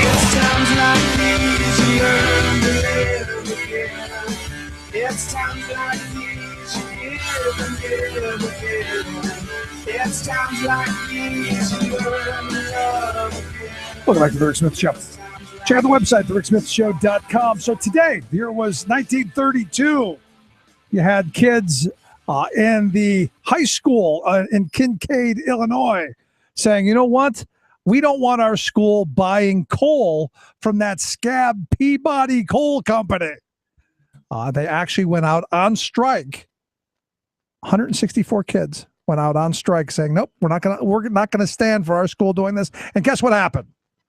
That's right. The Illinois governor called out the state militia and forced them by the point of a gun to go back to work. And you go back to school. And it's one of these things that you think about what we've done to our kids over the years and really what we've done to our society. And it's infuriating. And the thing is I think most of us think that we're so much better than that today. So much. We're not going to send the state militia out after our kids.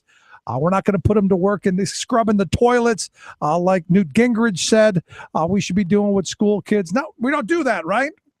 Well, that's not what I'm hearing. That's why I've asked Reid Maki. He's the director of child labor advocacy and coordination over at the Child Labor Coalition. Their website, nclnet.org. Reid, thanks for taking time for us.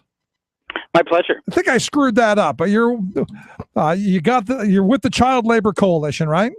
Yeah, I'm with the Child Labor Coalition, and I also work for the National Consumers League that's been active on these issues for about 110 years. So both groups are actually working on this, because I just read this story that you guys put out that there are kids as young as 7 years old picking tobacco in tobacco fields in places like Kentucky and North Carolina. Is that correct? Yeah, the four main states for tobacco production are North Carolina, Kentucky, Tennessee, and Virginia. They produce about 90% of the tobacco in the U.S., and there's another 20 or so states that have smaller amounts of tobacco. But yeah, we see kids. The child labor laws in the U.S. are very lax when it comes to agriculture, and kids can work as young as 12 legally. And in some cases, there are small farm exemptions, so we do see kids under 12 working legally. A lot of this campaign stems from a Human Rights Watch report that came out in May. They interviewed 140 kids, and they found a handful, 7, 8, 9, 10, something like that, who are under 12. But most of the kids, it was really very interesting, most of the kids had reported symptoms of green tobacco sickness, which is essentially nicotine poisoning. And it's a pretty nasty short-term illness. They had nausea, vomiting, headaches, dizziness, severe weakness. A lot of the kids said they felt like they were going to die, basically.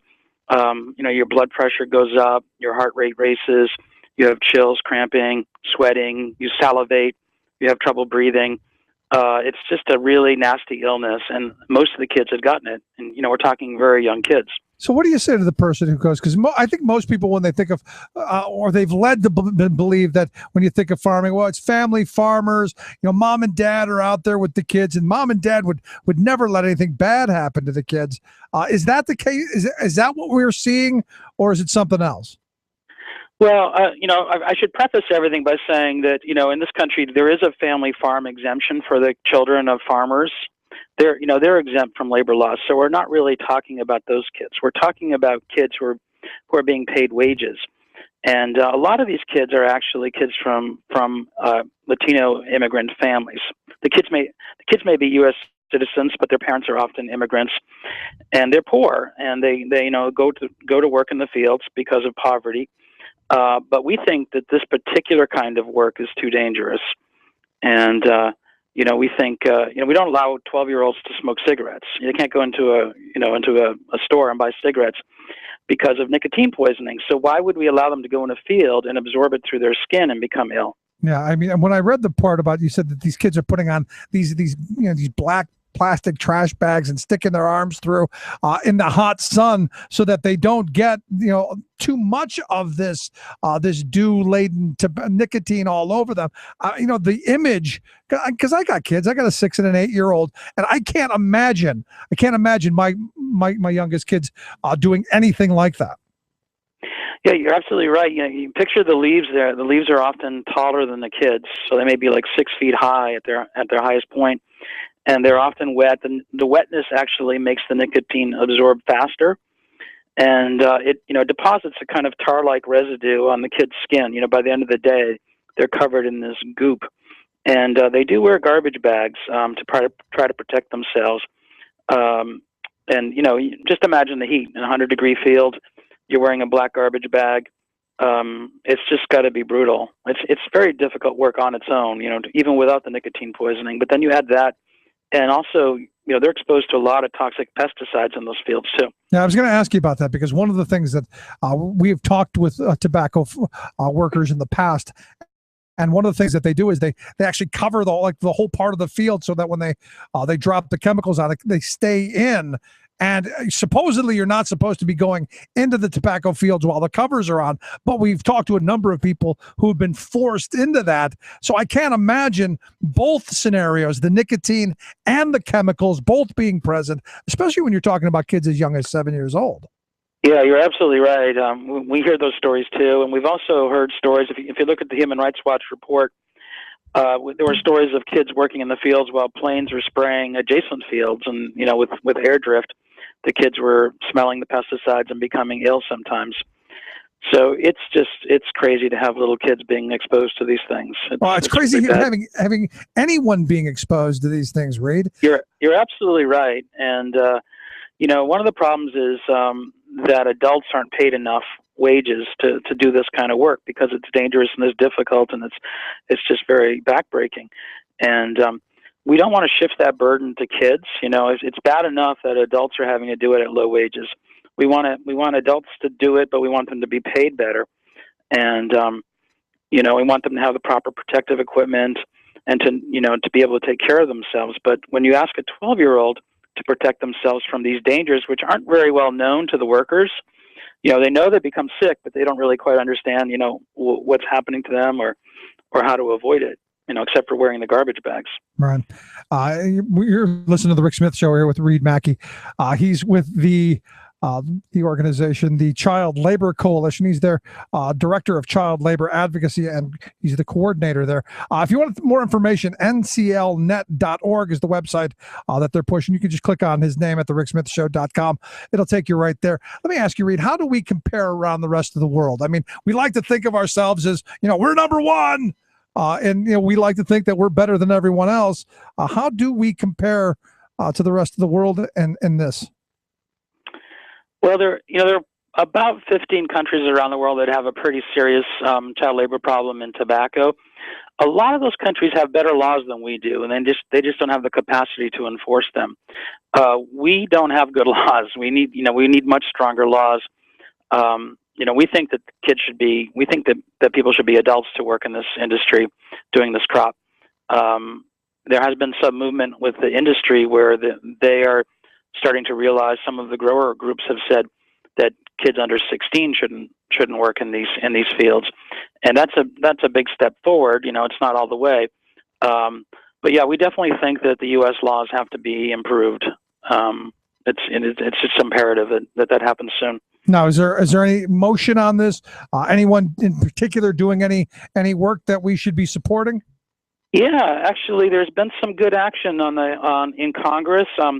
In June, Senator Harkin in the Senate, he circulated a letter, was signed by 17 other senators, basically going to the big tobacco companies, asking them to take voluntary action. And then in July, Representative Cicilline from Rhode Island introduced legislation that would ask DOL to ban this kind of work for children. And a Dear Colleague letter circulated by Representative Cartwright and Cicilline went around to House members, and 35 members of the House came onto that letter, basically asking DOL to take action, narrow regulatory action to get rid of this kind of work for kids. So Congressman Cartwright from in our Scranton Wilkes-Barre listening area, one of the folks on board on this, right? Yeah, he's really taken a proactive stand. He heard about this problem, and he was outraged, kind of like you've been, and he decided, I'm going to do something. So he circulated this letter and asking DOL to take action, and we couldn't be more pleased. We love to see that kind of proactive action. I mean, the thing is I think most of us like to believe that this is something of the past. And as I'm, as I'm going through this in my mind, I'm thinking about my own two kids who are just about that age and being stuck in that situation. To me, there have got to be policies. There have got to be things that make sure the kids don't do it, but also that the workers who are doing that kind of work are protected. Because I can't imagine being in that environment. As you pointed out, suffering from nausea and dizziness and the rapid heart rate because you're just wearing a plastic bag. Yeah, absolutely. It's very tough work, and My heart goes out to farm workers in America because they are paid very low wages. The average farm worker makes under $20,000 in America for work that most of us couldn't do. Frankly, we just would not be capable of doing it. You're bending over all day long. You're using sharp tools, pesticides. These families get up at 3:30 in the morning to get ready for their work day, and then some of them work 12, 14-hour days. It's brutal. And we're talking about tobacco workers, but there are children working in all kinds of crops. Most of the fruit and vegetables that we eat in America are picked by migrant workers, and a lot of them do bring their kids out in the fields because their wages are so low. Now, let me ask you this last line of questioning I've got for you, because we see reports that smoking is actually going down in rapid numbers here in the U.S. I can't imagine the demand for it domestically is something that is at an all-time high, that we'd have to have 7-year-old kids picking it, or am I missing something? Yeah, our position is that we do not need to have children doing this dangerous work. If they're willing to raise the wages a little bit, they can attract adults. It's just not necessary. And it's just too dangerous for the kids. We need to get them out of the fields. I'm with you. The website, nclnet.org. We've got a link at thericksmithshow.com. Just click on Reid Maki's name. It'll take you right there. Reid, I appreciate you taking time for us and filling us in on this and this tragedy. And hopefully we can work to put a stop to it. Thank you so much. Let's take a quick break. Right back. Stick around. You're listening to The Rick Smith Show. We're working people. Come to talk. Firefighters, my friend, and the kids locked in the Capitol are fighting till the end. And we're not gonna break tonight, and we're not gonna bend. Some say the union's down, but I asked around, and everybody said, this is a union town, all down the line. This is a union town, all down the line. And if they come to strip our rights away, we'll give them hell every time. This is a union town, all down the line. Remembering that united we bargain, divided we beg. In Texas, not all goobers are produced by peanut farmers. A bumper crop of some of our nuttiest goobers comes out of far right-wing political soil. Check out this blue ribbon specimen, Todd Staples. Carefully cultivated by corporate agribusiness powers, he's been the state agriculture commissioner for the past 8 years. But the vast majority of Texans don't know his name and had no idea he was a state official, since he's primarily been a behind-the-scenes operative for Big Food. But Todd suddenly sprang from obscurity early in September, unleashing a screed against an innocuous school cafeteria initiative called Meatless Mondays. Going one meal a week without meat is a sensible effort to help prevent the growing epidemic of childhood obesity. But Staples shrieked that it's a, quote, carefully orchestrated propaganda campaign by anti-animal agriculturalists hell-bent on brainwashing school children. He wailed that it's a devilish plot to eliminate meat from Americans' diets 7 days a week, starting with Mondays. Then Commissioner Meathead doubled down on dumb by proclaiming that the Meatless Mondays cabal could deprive our poor school children of their only source of protein for the day. That might be sad, except it's a lie. Beans, eggs, cheese, nuts, legumes, tofu, and quinoa are perfectly good sources of protein readily available in Texas. Shouldn't an agriculture commissioner know that? But then Staples, who took more than $100,000 in campaign cash from the meat peddlers, has been the commissioner of agribusiness, not agriculture. This is Jim Hightower saying, and now he's neither. Todd has abruptly resigned his position, not out of embarrassment for his silly red meat rant, but to become a high-paid shill for the Texas oil and gas lobby. He can change one tinfoil hat for another, but Mr. Todd will always be a goober. Hightower's commentaries are brought to you by the Hightower Lowdown, the monthly newsletter with Hightower's populist take on what the powers that be are up to. Find out more at hightowerlowdown.org. Would you dive 14 feet deep in the Susquehanna to keep a bridge safe? Would you spend night after night with prisoners to keep your community safe? Would you spend Christmas Eve plowing snow to keep roads safe? AFSCME members do. Men and women who choose to serve in public service. Mine inspectors, 911 dispatchers, healthcare workers, parole agents. You may not think about them, but know They're all thinking about you. This message brought to you by Ask Me Council 13.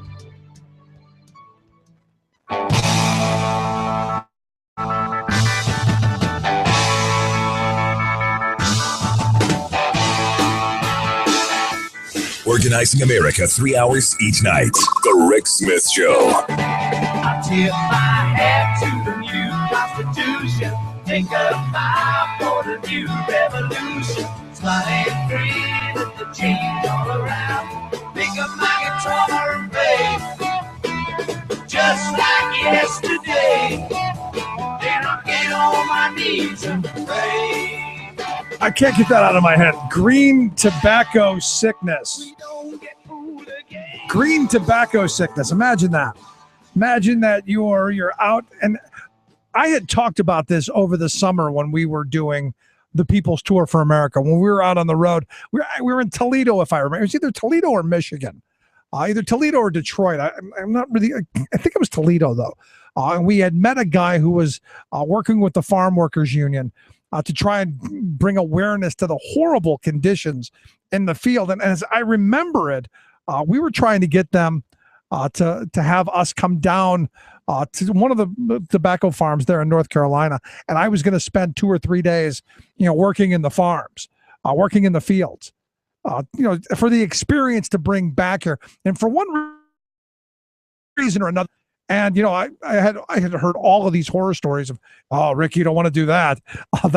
That's a killer, especially with your bad hip, and it's a horrible back-breaking work.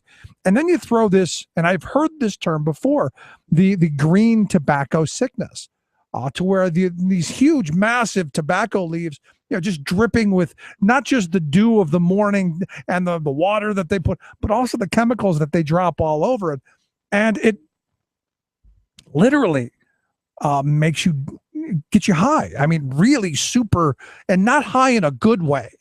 Kind of angry high, with massive headaches and vomiting and nausea and all kind of stuff, and dizziness, and just kind of really ugly, mean high. Not the good high that people want to be.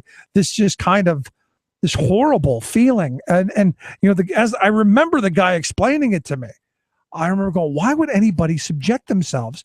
Especially, why would adults subject themselves? But imagine if you had to subject your kids to this. Imagine if, because I think, look, I've got 3 kids, and I guess I'm of the mindset that I filter everything through my personal perspective. And could I, in any conscience whatsoever, see my 6-year-old daughter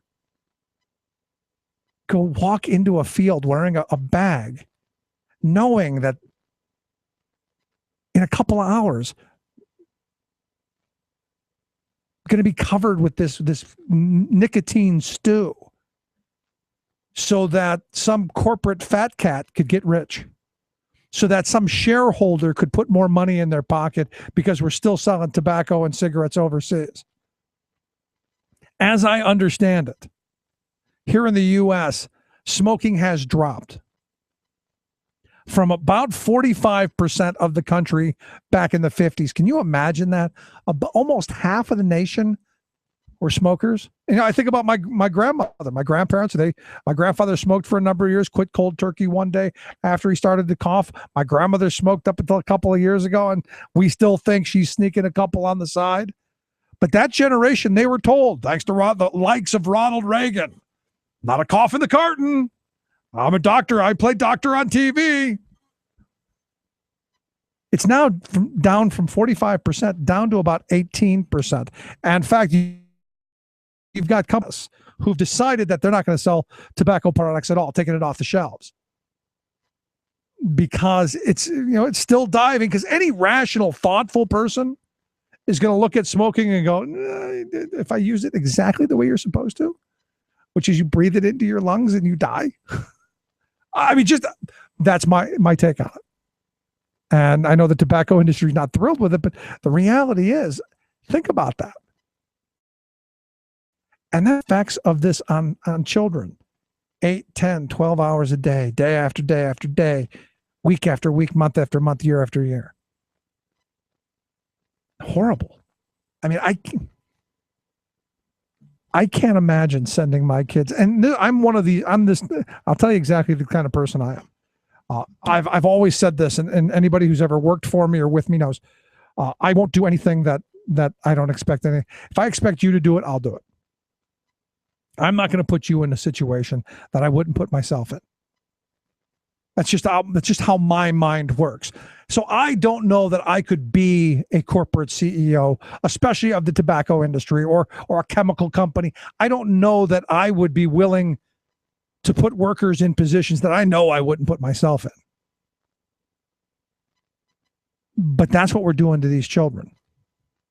And look, the story is to grab your heartstrings, and 7-year-old kids and everyone should be outraged and angry, and I am. But the bigger side of this is also the conditions for all workers. And think about the people that we've brought in to do this, the most desperate of the most desperate.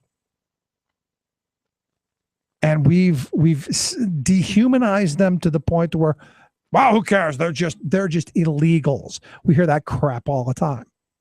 These are workers.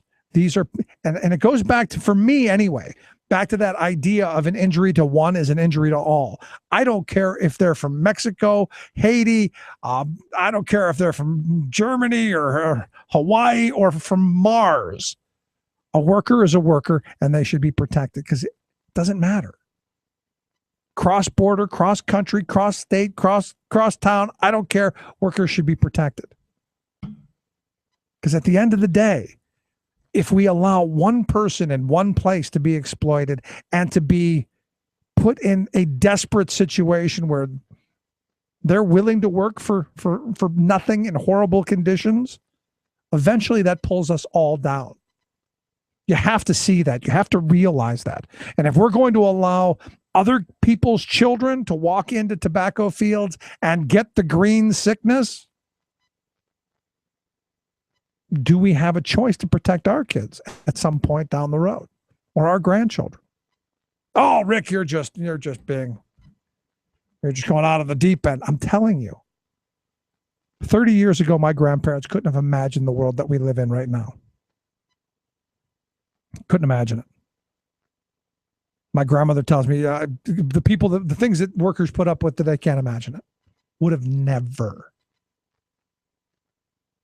And I'm telling you, in 10, 20 more years, things getting much more desperate as income inequality continues to grow and as jobs continue to go away and workers become more desperate because wages are going down and the jobs are disappearing because they're being mechanized and outsourced. Kind of makes you think maybe, as we talked about yesterday, the AFL-CIO's call for a 6-hour workday may not have been a bad idea and maybe something we should be thinking about once again. Just a thought. Quick break, right back. And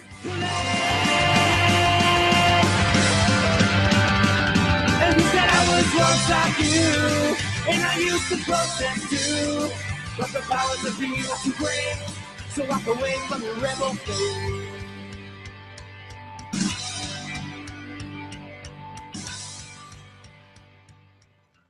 You're listening to The Rick Smith Show. For more information, go to thericksmithshow.com. If you've missed any portion of the program, you can download the podcast at thericksmithshow.com.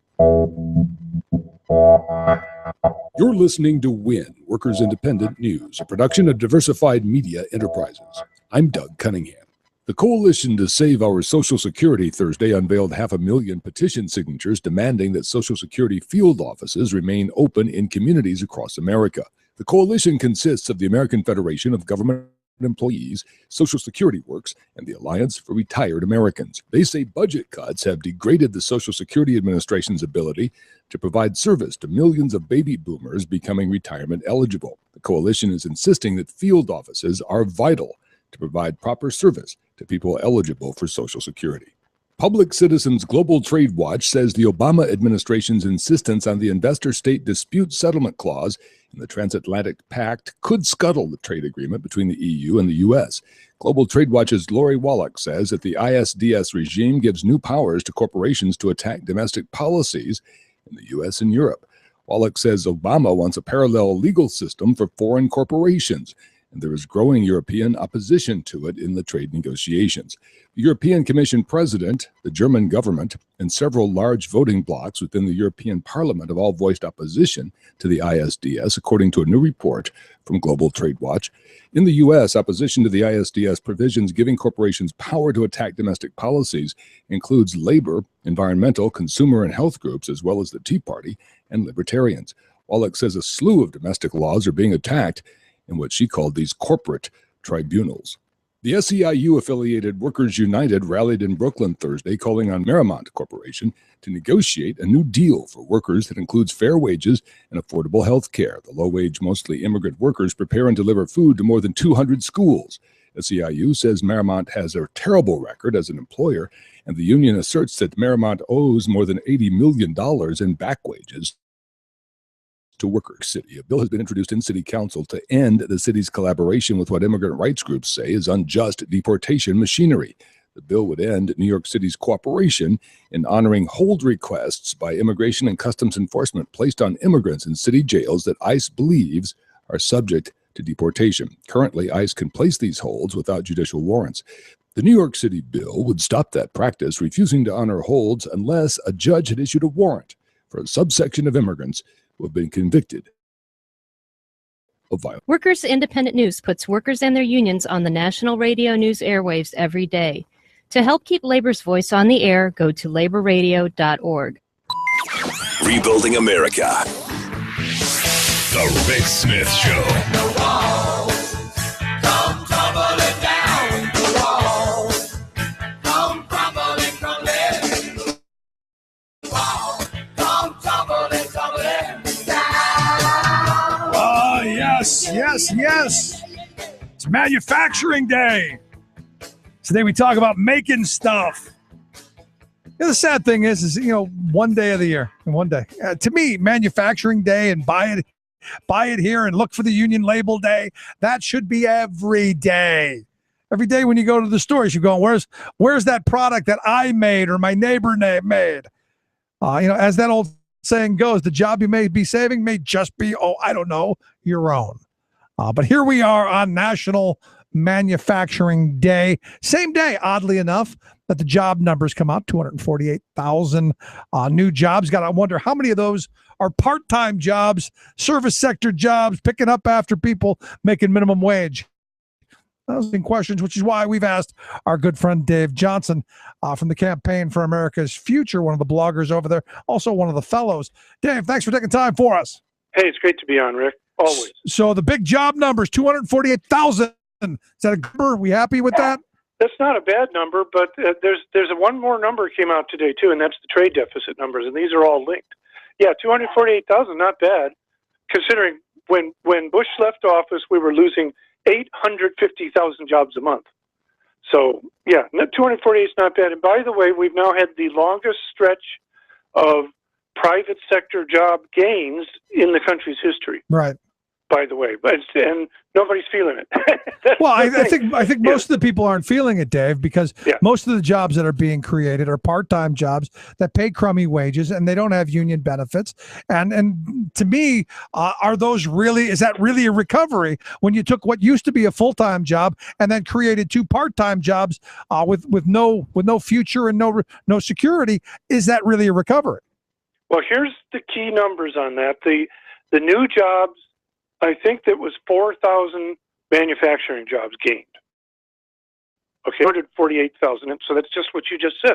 Because manufacturing jobs are the good jobs, Well, they're the good jobs, Dave, because those are the union jobs. Yeah. Historically, those have been the union jobs that have demanded decent wages, decent conditions, retirement security, health security. The people, my grandparents' generation fought for that stuff. Yeah, and they fought for it because in a factory, you can sit down right there, or you cannot come in, and if y'all not come in, then they can't make the stuff they're going to make, okay? So that's where the other number that came out today is so important. It's called the trade deficit numbers. It's supposed to be the trade numbers, but I think since the late 70s, it's been the trade deficit numbers. Correct. Every single yeur. Since 1975. Yeah, right. And only it really accelerated under Reagan, then it really got going under Bush, too, the China. So the trade deficit was only, okay, and I have quotes around only on my post. You doing the air quote thing? Go ahead. I am, but on my post at ourfuture.org, only $40.1 billion. All right. $40.1 billion in 1 month, okay? You got that? And $30 billion was China alone. So it ties together. They used to be able, they used to be able to sit down in a factory or not show up or whatever. They used to be able to strike and say, we want a share of the pie, man. And that's what, and that's how they got the good jobs. That's how they got 40-hour week. That's how they got everything.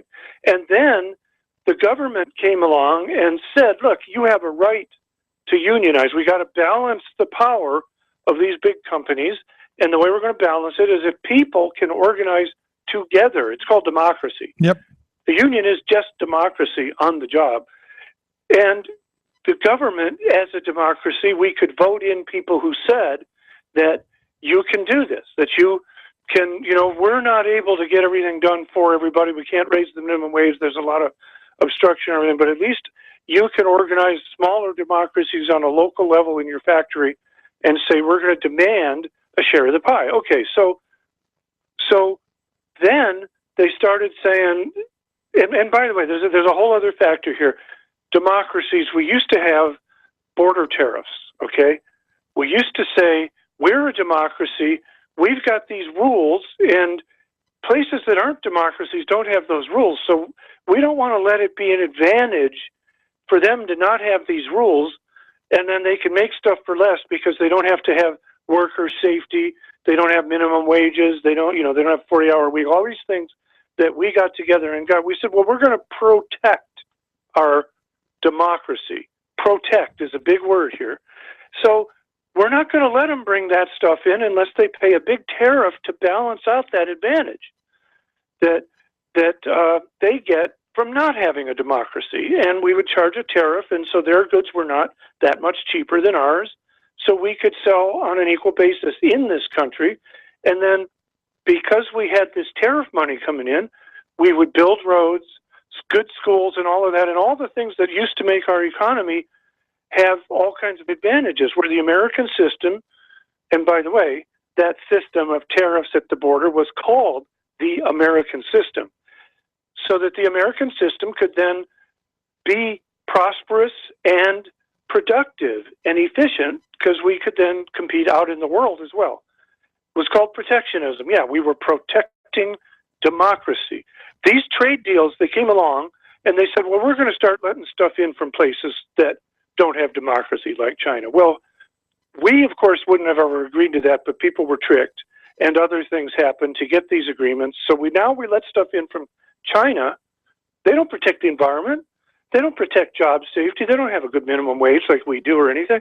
So they can make the stuff cheaper. And then on top of that, the Chinese government does all kinds of stuff to make the goods even cheaper. Anyway, before I get going, the whole point is that what we enabled with those trade agreements was getting around the borders of our democracy. Sure. That's what happened. So now, today's numbers, huge trade deficit with China, and at the same time, almost no new manufacturing jobs. We have some jobs, sure. There's some service jobs and this and that in the economy. 248,000 isn't bad. Not enough. So what the result is, there's all this downward pressure on everybody's wages, because the boss can come to you and can say, if you don't shut up and take it, we'll move your job to China, because we actually have tax advantages to companies to do that. All right. That's how all these numbers fit together today.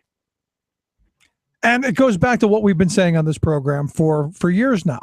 It comes back to our insane trade policies. It comes back to the people that we put in the office, which is why, again, I think November 4th is so important, especially on the national level, because we're still, and I still can't believe this, there are still voices out there talking about the Trans-Pacific Partnership Free Trade Agreement and other insane trade agreements. At some point, don't we have to, as a civil society of well-informed, educated voters, say enough, no, stop? You'd think. There's some good news coming on that front. But first, let me add one more thing. In those trade numbers, by the way, we just did a trade deal with South Korea a few years ago. Deficit. Okay? And by the way, the trade deficit is a measure. a metric of jobs. Our trade deficit with China is what, around 6 million jobs, I think. So, but there's some good news right along the lines of what you just said, because they're negotiating these treaties now. Of course, the Trans-Pacific Partnership they're negotiating, and they're sneaking all this stuff in, and it's all in secret. But there's also this big trade agreement that they started negotiating with Europe. Well, bang, guess what? Europe has some democracies, and the Europeans don't have the rigged system that we have for negotiating trade deals. We have a trade system here where corporate representatives are at the table, period. And if it's not corporate representatives, it's government negotiators who are hoping to be corporate representatives later, almost across the board. I think it was Alan Grayson said there's three kinds of people at that trade negotiating table. There's people who used to work for the big corporations. The second kind is there's people who want to go work for the big corporations. And then the third kind is people who used to work for the big corporations and want to go back to work for the big corporation. That's who's doing our trade negotiating. It's secret, and it's designed to take the giant corporations and elevate them above governments, elevate their interests above the interests of democracies. And nobody at the table representing consumer groups, labor groups, environmental groups, human rights groups, anything else. It's just the most amazing thing when you start looking at it, how these trade deals get done. And then they get pushed through our Congress with a wave of corporate propaganda, okay? Europe doesn't do it that way. Germany's been negotiating deals, and Germany has a system where worker representatives are on the boards of their corporations. Is that the reason, do you think? I mean, because I've been asking for years. You know, when I was a kid, the bully came and took your lunch money. You didn't just hand it over. You at least took the beating that came along with having your lunch money taken away. It seems like we're just handing our lunch money away, going, oh, go ahead. We'll forego the beating. Just take our money. And, oh, here, take this. And, oh, don't forget this. And it seems like we're the dumb ones here. Well, we have had this long period of all this propaganda just pushed on us. If you look back over the years, back to Reagan, you see a lot of people now are going, wait a minute, we can start seeing what happened to us now. You know, the trade deals were pushed through with something called fast track that's supposed to smooth through these things because they're hard to pass. They say all this stuff. The corporations push it hard with multi-million-dollar PR campaigns. Anybody who tries to say, wait, this is a bad deal is cast as a fringe kind of thing. You know, Walter Mondale and the unions were against it, but nobody else, kind of a image of it. Well, here's what's going on now. The German government has said, wait a minute, why is America pushing this one-sided trade deal that benefits only corporations? And in the trade deal is a thing called investor-state dispute settlement, where corporations can actually sue governments for passing laws that infringe on profits. Tobacco companies are suing governments for trying to help citizens kick the habit. So hold on a second, because I just talked with Reid Maki from the people that stop child labor abuse, and he's saying that, you know, here in Kentucky and North Carolina and Virginia and Tennessee, we've got children as young as 7 years old working in the tobacco fields. Yeah, that's right. So if we pass laws and say no more kids in the fields, what you're saying is potentially these tobacco companies could sue our government for not allowing kids to be working in the fields. Yeah, exactly. Under these kinds of agreements, Egypt got sued for raising their minimum wage. I'm not kidding. Australia and one or two other countries are being sued for tobacco having marketing rules saying you can't put fancy packaging that attracts kids on your tobacco anymore. They're being sued. Okay, there's all kinds of lawsuits like this. We got sued for trying to label if tuna was dolphin safe by Mexico. Yeah. Okay, that's what. And so the Germans are objecting to that. They're saying we're not going to be involved in a treaty, and the whole European Union is saying that's right. We're not going to be involved in a treaty that puts corporations over our ability to pass laws. And all of a sudden, the whole treaty's in trouble. And here we are with our government is the one pushing that. So, well, hold on, things are Dave. Hold on, happening. Dave. Corporations aren't people in those countries. See, That's we've got corporate people here, Dave. I know. We're special. Our That's right. corporations are actually living, breathing human beings. Yep. Harold Meyerson at the Washington Post wrote a great column a couple days ago on this very thing. The corporate courts is the shorthand people are using for that. And he said, look, wait a minute. Germany's saying, why would we elevate corporate rights over the sovereignty of a democracy? He's saying, what's going on with our government that we're doing this? He has a great explanation in his column. And I wrote about it today, so go to ourfuture.org and look for that trade post. But people are actually starting, and of course, there's another reason, two more reasons. One reason is what the corporations are doing at this, we're finding now that in these treaties, what they know now that it's a rigged system to get around democracy, and we're starting to see all these laws that we said no to, and they're showing up in the treaties, or laws that we put in place are being overruled by these treaties. Right. Here's an example: all those internet piracy laws, SOPA and PIPA that they were called. Sure. Congress voted them down, said, no, we're not going to do this. Well, guess what? They showed up. They just popped up. They showed up again in the TTP treaty. Another one, Dodd-Frank is the law we did pass. With the big fight we had with Wall Street, we put in some minimal regulations on Wall Street. And I mean minimal, Well, Dodd-Frank does some regulation of Wall Street. Well, guess what? This transatlantic treaty, there's rules that deregulate the financial sector in Europe and here, negotiated in secret, undoing Dodd-Frank and overruling Dodd-Frank because these treaties are of a higher level. And you can't take this. By the way, when they sue, they don't take it to a court. These lawsuits, They go to a they're tribunal. not really lawsuits. They go to courts, and the people in the courts are these corporate councils.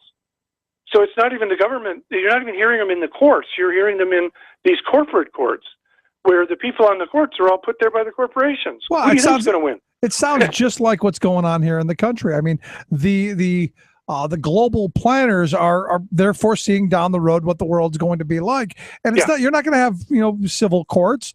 You're going to have You're going to have mandatory binding arbitration. You're going to have binding arbitration. Yeah. Yeah, I mean, you're going to have corporate tribunals. It's no longer going to be a jury of your peers. It's going to be someone appointed by the corporation they're deciding the case against. Yeah, that's the thing. Like this binding arbitration, and it was ruled 5-4, of course, by this Supreme Court. Oh yeah, we'll let you do that.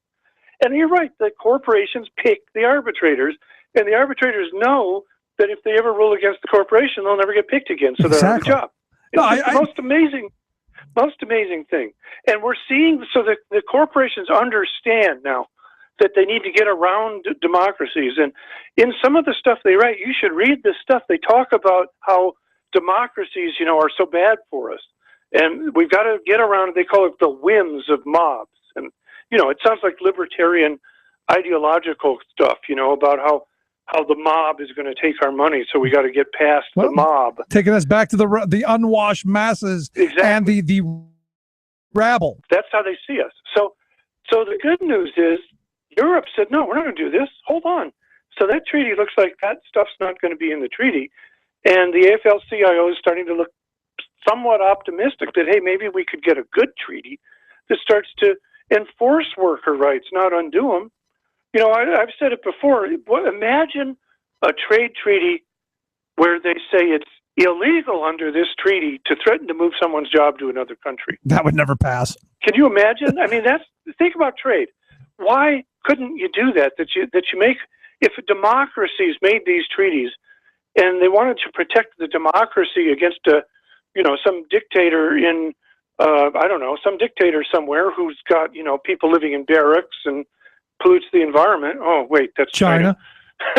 And you wanted to protect against that, then you do a treaty that says, well, we don't like these practices, and so companies are not allowed to threaten an employee with moving their job to such a place, as compared to what we have here, where every single one of us understands the fear of your company saying, you know what, we're going to move this to China. Yeah, but Dave, that's not the free market, Dave. Yeah, right. Free market, which is ridiculous on the face. And one more thing. This is about the giant companies dividing the world up amongst themselves and keeping their dominance. It's not about a free market. It's not about innovation. It's not about small companies being able to rise up and challenge the big players.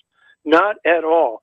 This is about them carving up their areas of what they're going to own from now on. Yeah, and we're seeing that at such an alarming rate. And what's frustrating to me is our mainstream corporate controlled media just not covering it.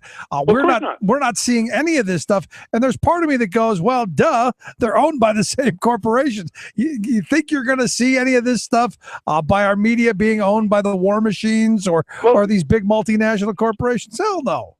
It's so simple. When's the last time on any corporate media outlet have you heard a union person on a show explaining the benefits of organizing a union, explaining how to organize a union, explaining the rights you have to organize a union and who you talk to if they try to stop you? I don't think I've ever heard that. Seen that since, well, I'm older. I used to see it, before Reagan. Yeah, when the government was enforcing the laws that say we have a right to unionize. We used to know, we recently had a thing where they tried to stop. In fact, I think they did stop the NLRB from even saying that companies have to put up posters telling employees what their rights are. That they have the right. Yeah, they did. And they were successful at shooting that minor, very minor regulation down. But the good news is people are getting it. Not just because everybody knows their wages are going down, but because the corporations are being said, where these things are starting to show up in these trade laws right after our Congress votes against them. My fear, and I go through this quite often, my fear is that we learn too late. And that, you look at NAFTA, you look at Colombia, you look at Chorus, you look at all of these free trade agreements, the damage is being done and has been done. How do you undo that insanity? Look, I hope we can stop the future stuff. How do we undo the stuff we've already done, though? Well, here's the thing. In 2008, Barack Obama campaigned all around the Midwest promising to renegotiate NAFTA as soon as he got into office. How many times? There's a video that just go to YouTube and type Obama NAFTA and watch this video that'll pop up of all the places that Obama said, the first thing I'll do when I take office is renegotiate NAFTA. He understood that in the Midwest at that point, people already got it, that NAFTA was hurting their economy. People in the Midwest knew that. The rest of the country didn't. Now the rest of the country's kind of got it, that these trade agreements have really hurt us. And it's getting more and more understood. I mean, like I said, it was in the Washington Post, Harold Meyerson's column this week. I mean, it filters out. It takes time, but people are getting it. And we can renegotiate NAFTA. We could immediately say, okay, we're going to renegotiate this, or even better, we could replace the people negotiating the Trans-Pacific Partnership, which sort of replaces NAFTA, and say, here's what's going to be in it. We're going to protect democracies. We're going to strengthen democracies. We're going to strengthen worker rights, environmental rights, consumer rights. All of these things we complain about that corporations do. Trade treaties could be used to improve that around the world, because the wedge they've been using since Reagan is this trade. That's how they've been knocking wages down. That's how they've been weakening democracy. That's how they've been making people desperate for jobs, so that they buy this stuff. Oh, well, the job creators should get a tax cut. But you only buy it if you're desperate for jobs. So are you saying we should be repealing and replacing NAFTA? Yeah, well, I'm saying what we could do is we could place new negotiators in the Trans-Pacific Partnership negotiations and work with the better partners in these other countries. Right now, what we do is we go and we essentially bribe these countries with something they might want now in order to get all kinds of other stuff out of them.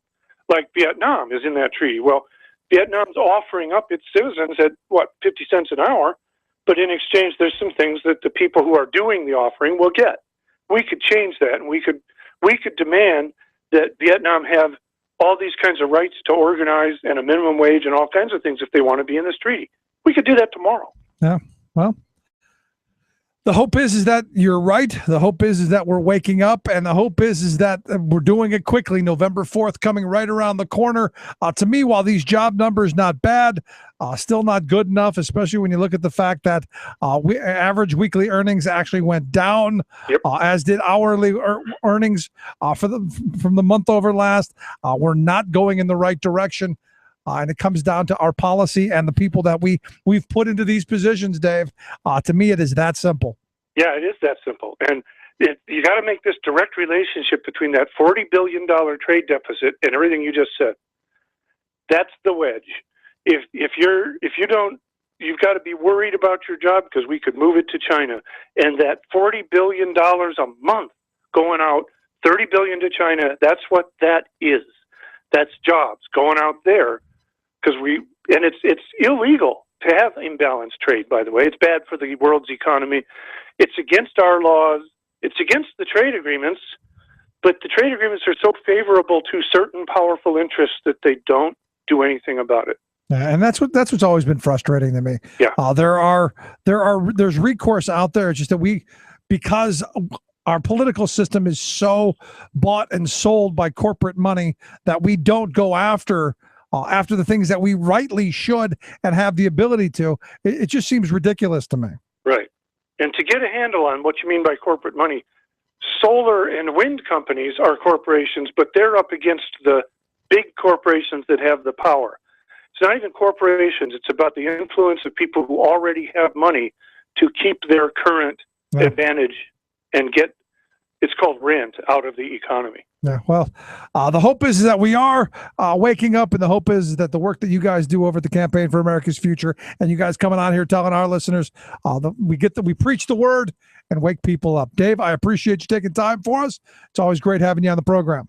It's always great being on. Thanks a lot. Thanks so much, our good friend Dave Johnson, Campaign for America's Future, ourfuture.org, the website, if you want to check out their work. Quick break, right back after this. Stick around. You're listening to The Rick Smith Show. We're working people. Come to talk.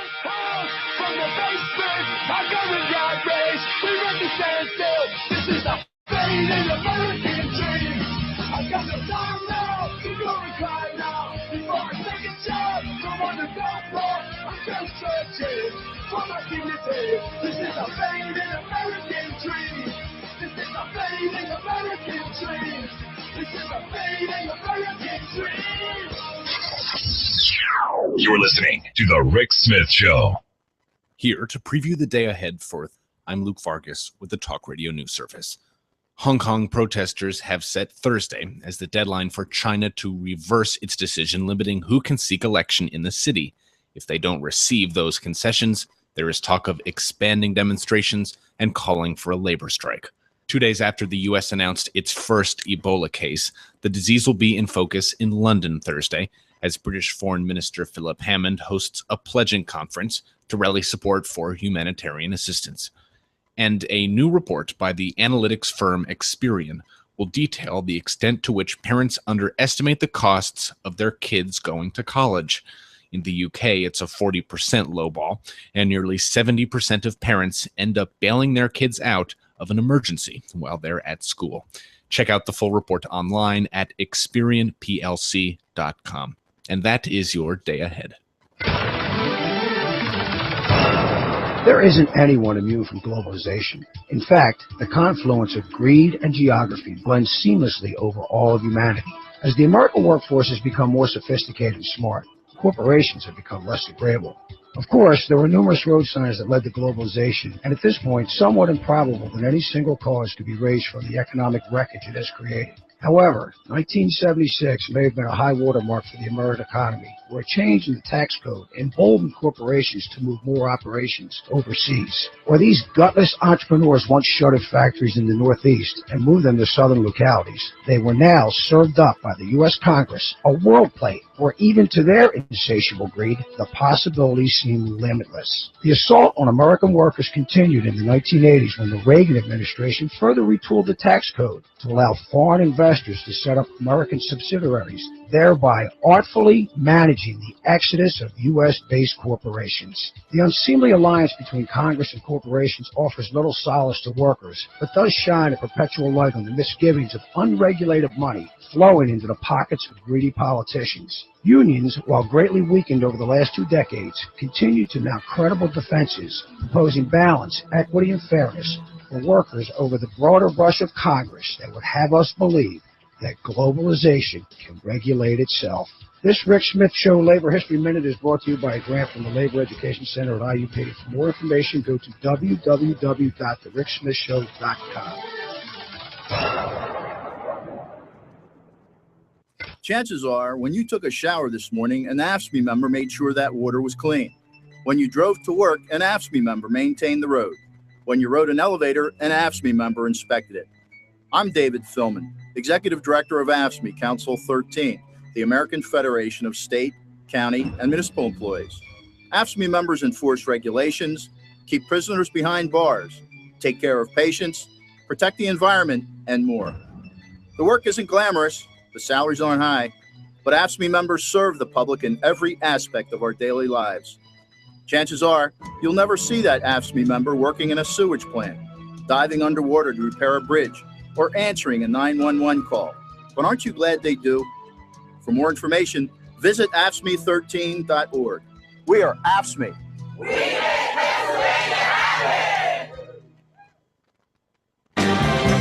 The most important issues of the day. This is the Rick Smith Show.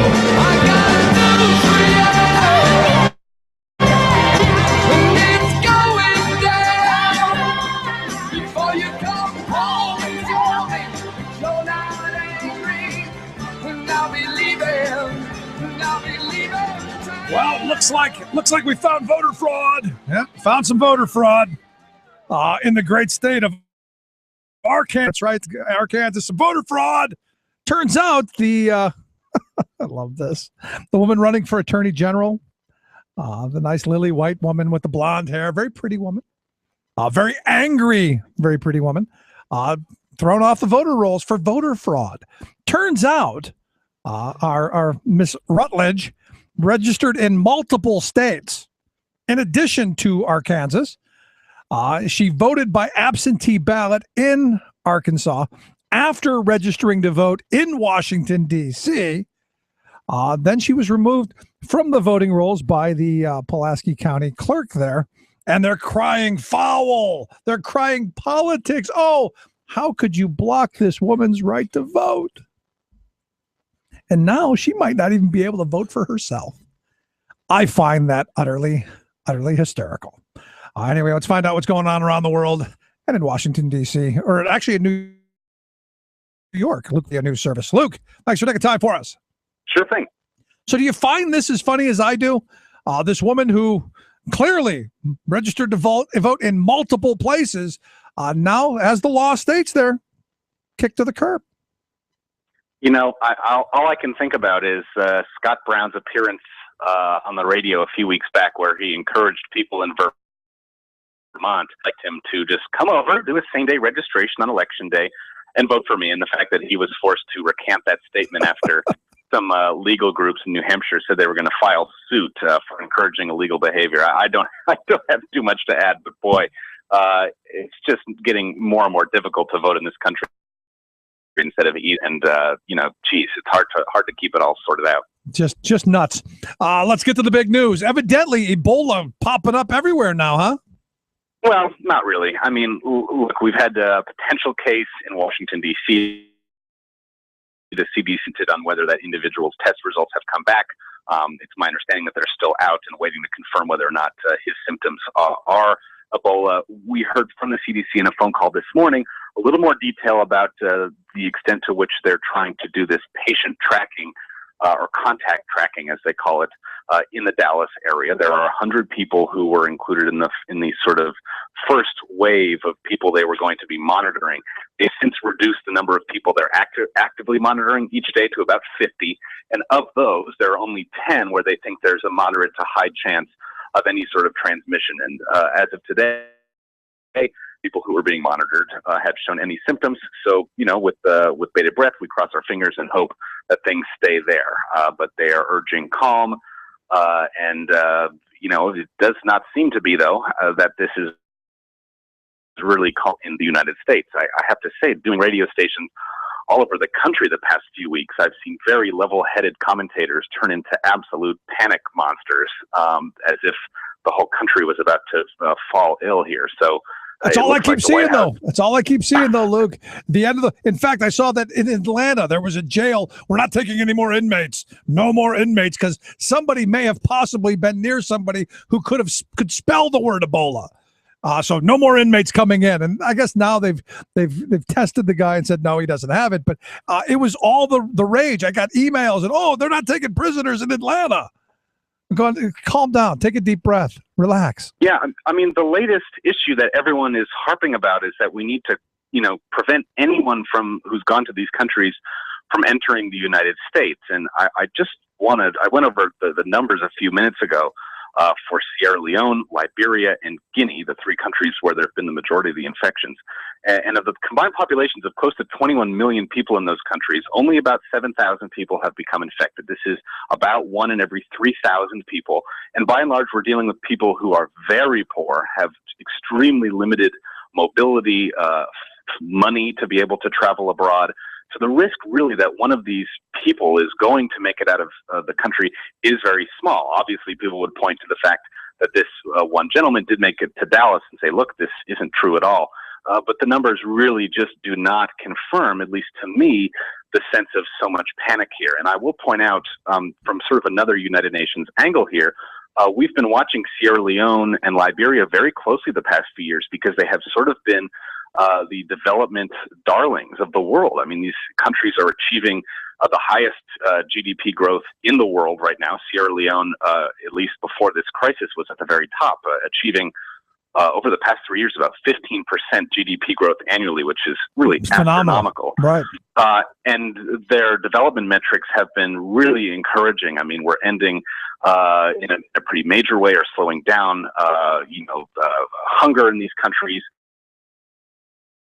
Preventing down. And I sort of, see these comments saying we have to fully isolate these countries from the rest of the world and just, want to at least remind people that there are so many people whose lives are improving in these countries because they are increasingly connected to the world, and to freak out because of the fact that 1 in 3,000 people in these countries has this disease and one of them might come to the United States, and to isolate them, I think just begs a little bit more consideration, because I think a lot more people could stand to be hurt by further limiting these countries. I agree with you, but there's a part of me that goes, and this goes back to before this, that, I'm a fan of borders. You keep things certain places. I mean, I look at where I live. We got these damn stink bugs, and maybe it's just a major inconvenience, but this is the wonders of free trade. We now have this invasive species that's taken over with no known predator. And this is the wonders of free trade. So these are the things that we've got to, as a society, say, well, you know what, we're willing to either we're willing to continue this, or at some point we've got to figure out how, in a sane, rational way, to try and mitigate some of it. And that's kind of where I'm at. I'm not saying shut them off, but there've got to be some ways of going, I don't know. Well, look, this gentleman, Thomas Eric Duncan, if he does survive, we don't know too much about his condition. He's apparently very, very ill. If he does survive, the president of Liberia, where he left from, and he apparently falsified a number of questions in sort of the customs or immigration documents before leaving the country, the president there, Ellen Johnson Sirleaf, saying yesterday, that he's going to try to bring charges against him. I mean, that would send a pretty strong message that, look, you could contract this horrible illness, recover, and then we're going to lock you up in prison for 20 years. I mean, I think that would further discourage people from leaving, though, of course, the panic of having this disease could prompt people to act quite erratically, I'm assuming. And at the same time, look, I think you've covered about it all there. I also am sort of the opinion that, it's going to be the first, unfortunately, of probably a dozen or so of these mega viruses that we'll have to deal with in our lifetimes. Yep. Every indication are that these are going to be happening more and more frequently. Maybe my words will be irrelevant in a week when 1 million people have died in the United States, but I really think there are actually some things you can learn from this. I mean, this is likely not going to take over the United States, and at best is helping expose some vulnerabilities in our health systems, in our immigration procedures, and helping prepare us and make us even more ready when something more serious, God forbid, comes along in the future. So let's try to look on the bright side here. But again, circumstances could change, and I might need to retract these statements in just a few weeks if things don't go well. Yeah, and maybe the other part of this, and for me, where I went with this yesterday a little bit, was maybe we should be investing more into research and trying to figure out how to take care of this stuff, because we're really not. From what I understand, when the guy went to Dallas, they gave him an antibiotic, which evidently does absolutely nothing. If anything, probably makes him worse off because it'll deplete some of your immune system anyway. So there's part of me that goes, we should probably maybe be spending more money on research and development and maybe looking at some of these areas and spending more money over there. And I know my conservative, crazy friends who think we spend half our budget on foreign aid, their heads are about to explode. But maybe over there affects us over here a little bit. Just a thought. We have been seeing, though, albeit is relatively minor, an increase in, trials of various vaccines. The CDC today said there are beginning trials on a second vaccine. Up until now, we've really been only focusing on one candidate vaccine. The World Health Organization gave out a pretty detailed record of a meeting they held earlier this week about how to conduct trials in the field in West Africa. So there are, increasing efforts to try and see what interventions might be possible here from a health standpoint. I'll also point out that, we had ZMapp, this drug developed, I believe, in the San Diego area that was used to treat those first 2 American doctors that were flown back to Atlanta. Pretty intense outcry from West Africa. We decided that we were no longer just going to stockpile this drug for Americans who would need to come back to the U.S. We essentially sent it over to these affected countries. So that might be one of the reasons Mr. Duncan is not receiving that in Dallas right now, is that, we had a limited quantity.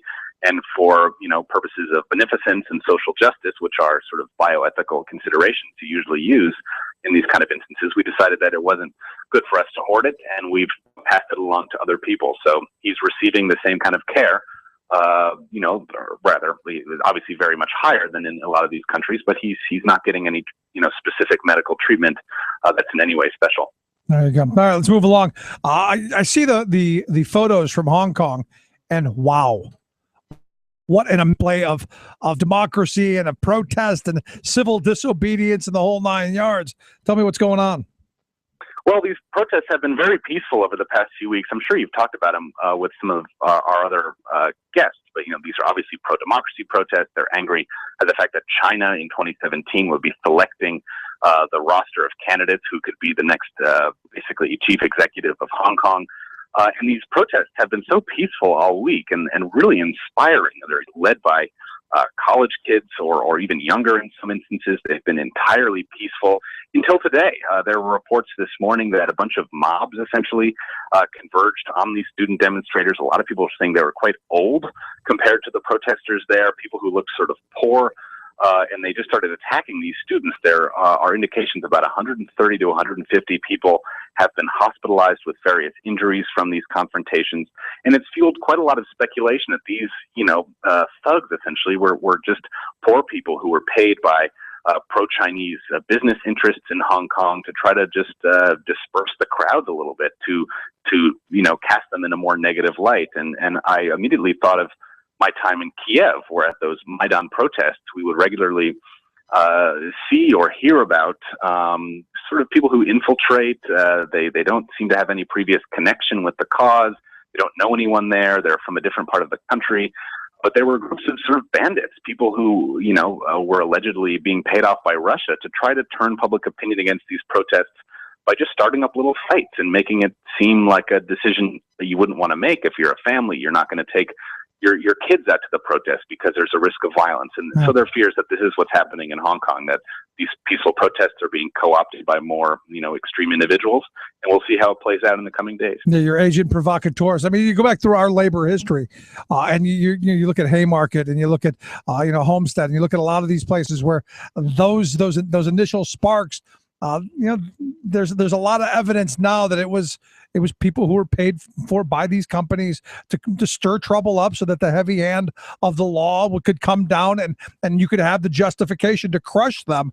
And there's part of me that looks at this, goes, this is the oldest playbook. You cause some type of chaos, and then you come in with the justification of we're just keeping the safety and protecting property, and you crush them. Well, yes, it's an old system, and I think, look, there's probably decent odds that it's happening in Hong Kong. Yeah. We'll just have to see. So there's a major breakthrough on maritime trade. What's going on?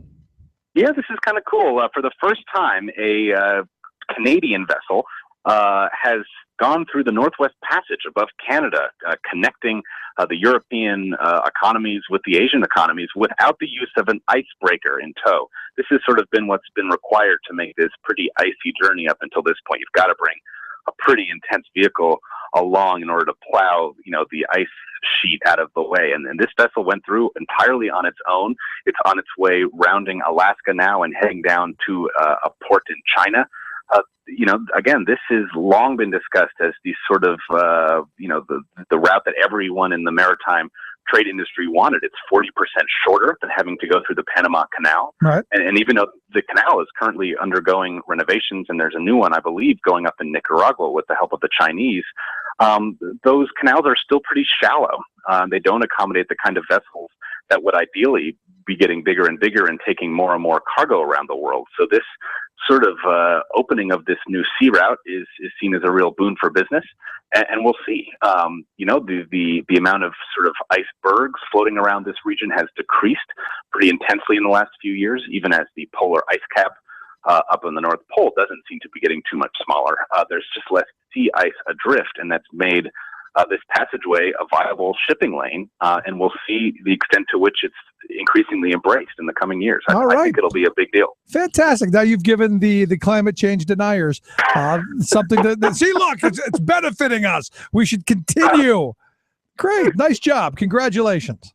Well, I can retort by showing them photos of all the sad people in Panama who no longer have the commercial interest of the ships coming through. So there'll be a counterweight to that argument. All righty. So the new Swedish government's made a big announcement. Yeah, it's pretty big. There's a brand new government that came in today. The prime minister held a press conference and made a surprise announcement that Sweden is going to recognize the state of Palestine. This is important. I mean, there are a few countries within the European Union that do recognize Palestine. I know Poland is one of them, but those governments announced that policy before they joined the EU.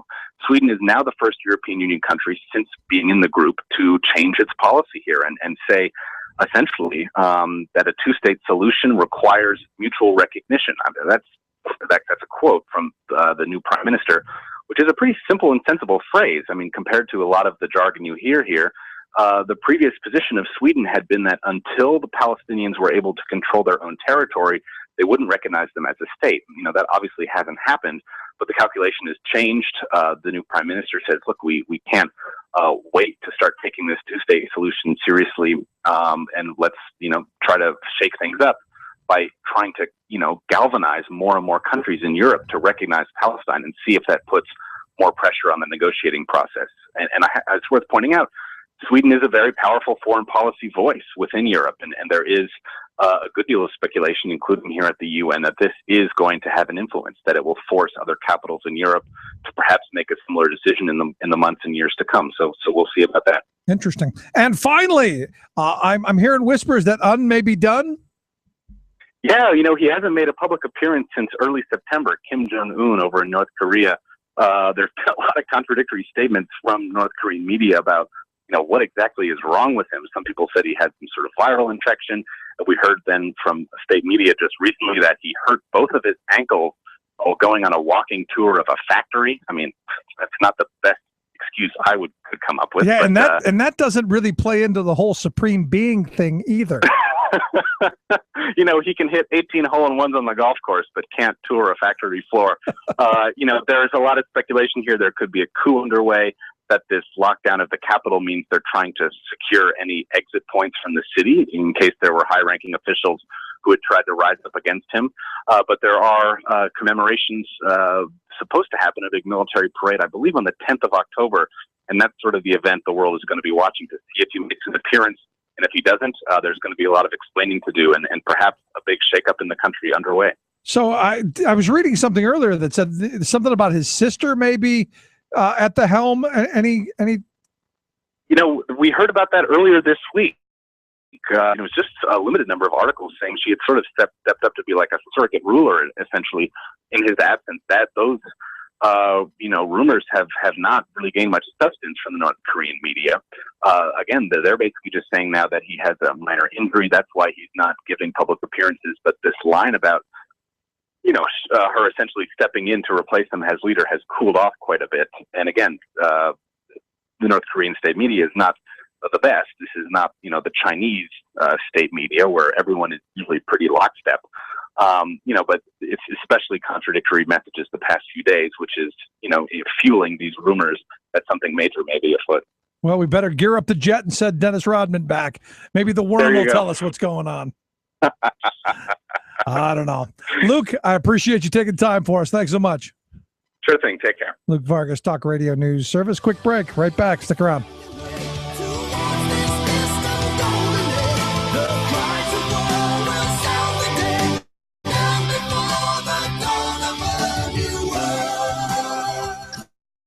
Video of, for, and by we the working people. The Rick Smith Show. In Texas, not all goobers are produced by peanut farmers. A bumper crop of some of our nuttiest goobers comes out of far right-wing. Check out this blue ribbon specimen, Todd Staples.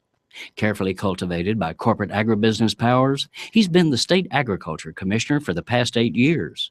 But the vast majority of Texans don't know his name and had no idea he was a state official, since he's primarily been a behind-the-scenes operative for Big Food. But Todd suddenly sprang from obscurity early in September, unleashing a screed against an innocuous school cafeteria initiative called Meatless Mondays. Going one meal a week without meat is a sensible effort to help prevent the growing epidemic of childhood obesity. But Staples shrieked that it's a, quote, carefully orchestrated propaganda campaign by anti-animal agriculturalists hell-bent on brainwashing school children. He wailed that it's a devilish plot to eliminate meat from Americans' diets 7 days a week, starting with Mondays. Then Commissioner Meathead doubled down on dumb by proclaiming that the Meatless Mondays cabal could deprive our poor school children of their only source of protein for the day. That might be sad, except it's a lie. Beans, eggs, cheese, nuts, legumes, tofu, and quinoa are perfectly good sources of protein readily available in Texas. Shouldn't an agriculture commissioner know that? But then Staples, who took more than $100,000 in campaign cash from the meat peddlers, has been the commissioner of agribusiness, not agriculture. This is Jim Hightower saying, and now he's neither. Todd has abruptly resigned his position, not out of embarrassment for his silly red meat rant, but to become a high-paid shill for the Texas oil and gas lobby. He can change one tinfoil hat for another, but Mr. Todd will always be a goober. Hightower's commentaries are brought to you by the Hightower Lowdown, the monthly newsletter with Hightower's populist take on what the powers that be are up to. Find out more at hightowerlowdown.org. Would you dive 14 feet deep in the Susquehanna to keep a bridge safe? Would you spend night after night with prisoners to keep your community safe? Would you spend Christmas Eve plowing snow to keep roads safe? AFSCME members do. Men and women who choose to serve in public service. Mine inspectors, 911 dispatchers, healthcare workers, parole agents. You may not think about them, but no, they're all thinking about you. This message brought to you by AFSCME Council 13.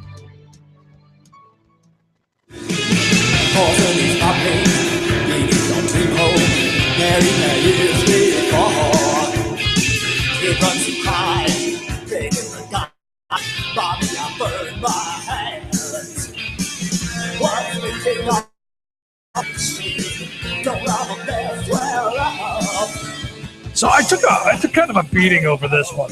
And it's one of those moments where you go, you're looking at the story and you almost can't believe the story is real. And it's one of those backhanded comments that you really didn't want to get into a whole deep philosophical argument over.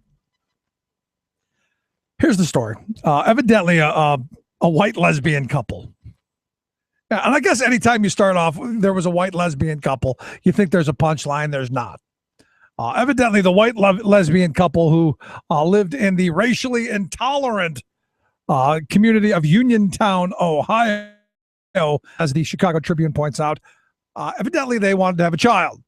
So they contracted with this Cook County, or with this Midwest sperm bank, and they bought what they thought was a vial of white guy sperm. And I guess I gave the punchline away because what they got was a vial of black guy sperm. And after they got pregnant, they found out, oops, wrong one. Now they're suing because of the mix-up, because evidently at the Midwest Sperm Bank, they don't use computers. They write things down. What doctors writing things out. There's a recipe for disaster. Evidently, they wanted donor number 380. They got donor number 330. 330 is a black guy. So here's this white lesbian couple living in racially intolerant Uniontown, Ohio, with the interracial baby. If being a lesbian couple in a really conservative area isn't enough, add a biracial baby to that mix. You are going to then offend everybody. And I'm okay with that. I really am okay with that. So these folks are suing, and good, they should. They asked for something. They didn't get it. There should be some repercussion. So I said simply, and this is maybe it's just me being intolerant. All the racial implications aside, I simply said then if you're going against the mother, if you're saying that they're wrong for bringing the suit, if you think that they're wrong for making an issue out of this, then I don't ever want to hear you complain about getting your McDonald's order or not getting the right latte at Starbucks or any of that. Because I hear people whining and complaining constantly about, they never get my order right. This was something pretty important. And I understand you would sue for it. I do. I understand. You didn't get. Now, is their rationale right? Because they need moving expenses? I don't know. Judge the rationale or not.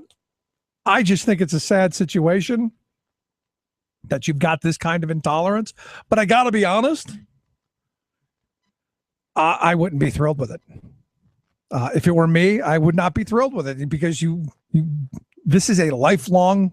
Someone else made a lifelong choice for you. I think someone's got to be held accountable. But if you're against it, don't complain at the McDonald's or the Starbucks. If you've got a thought on it, I would love to hear it. You can email me, rick@thericksmithshow.com. A perfect way to go into the weekend with a little bit of controversy and a little bit of thought. Send me your thoughts, rick@thericksmithshow.com. If you missed any portion of the program, get the podcast there at the website, or get the app on the smartphone. Take the program on the go wherever you go. Have a great weekend. We'll see you back here Monday.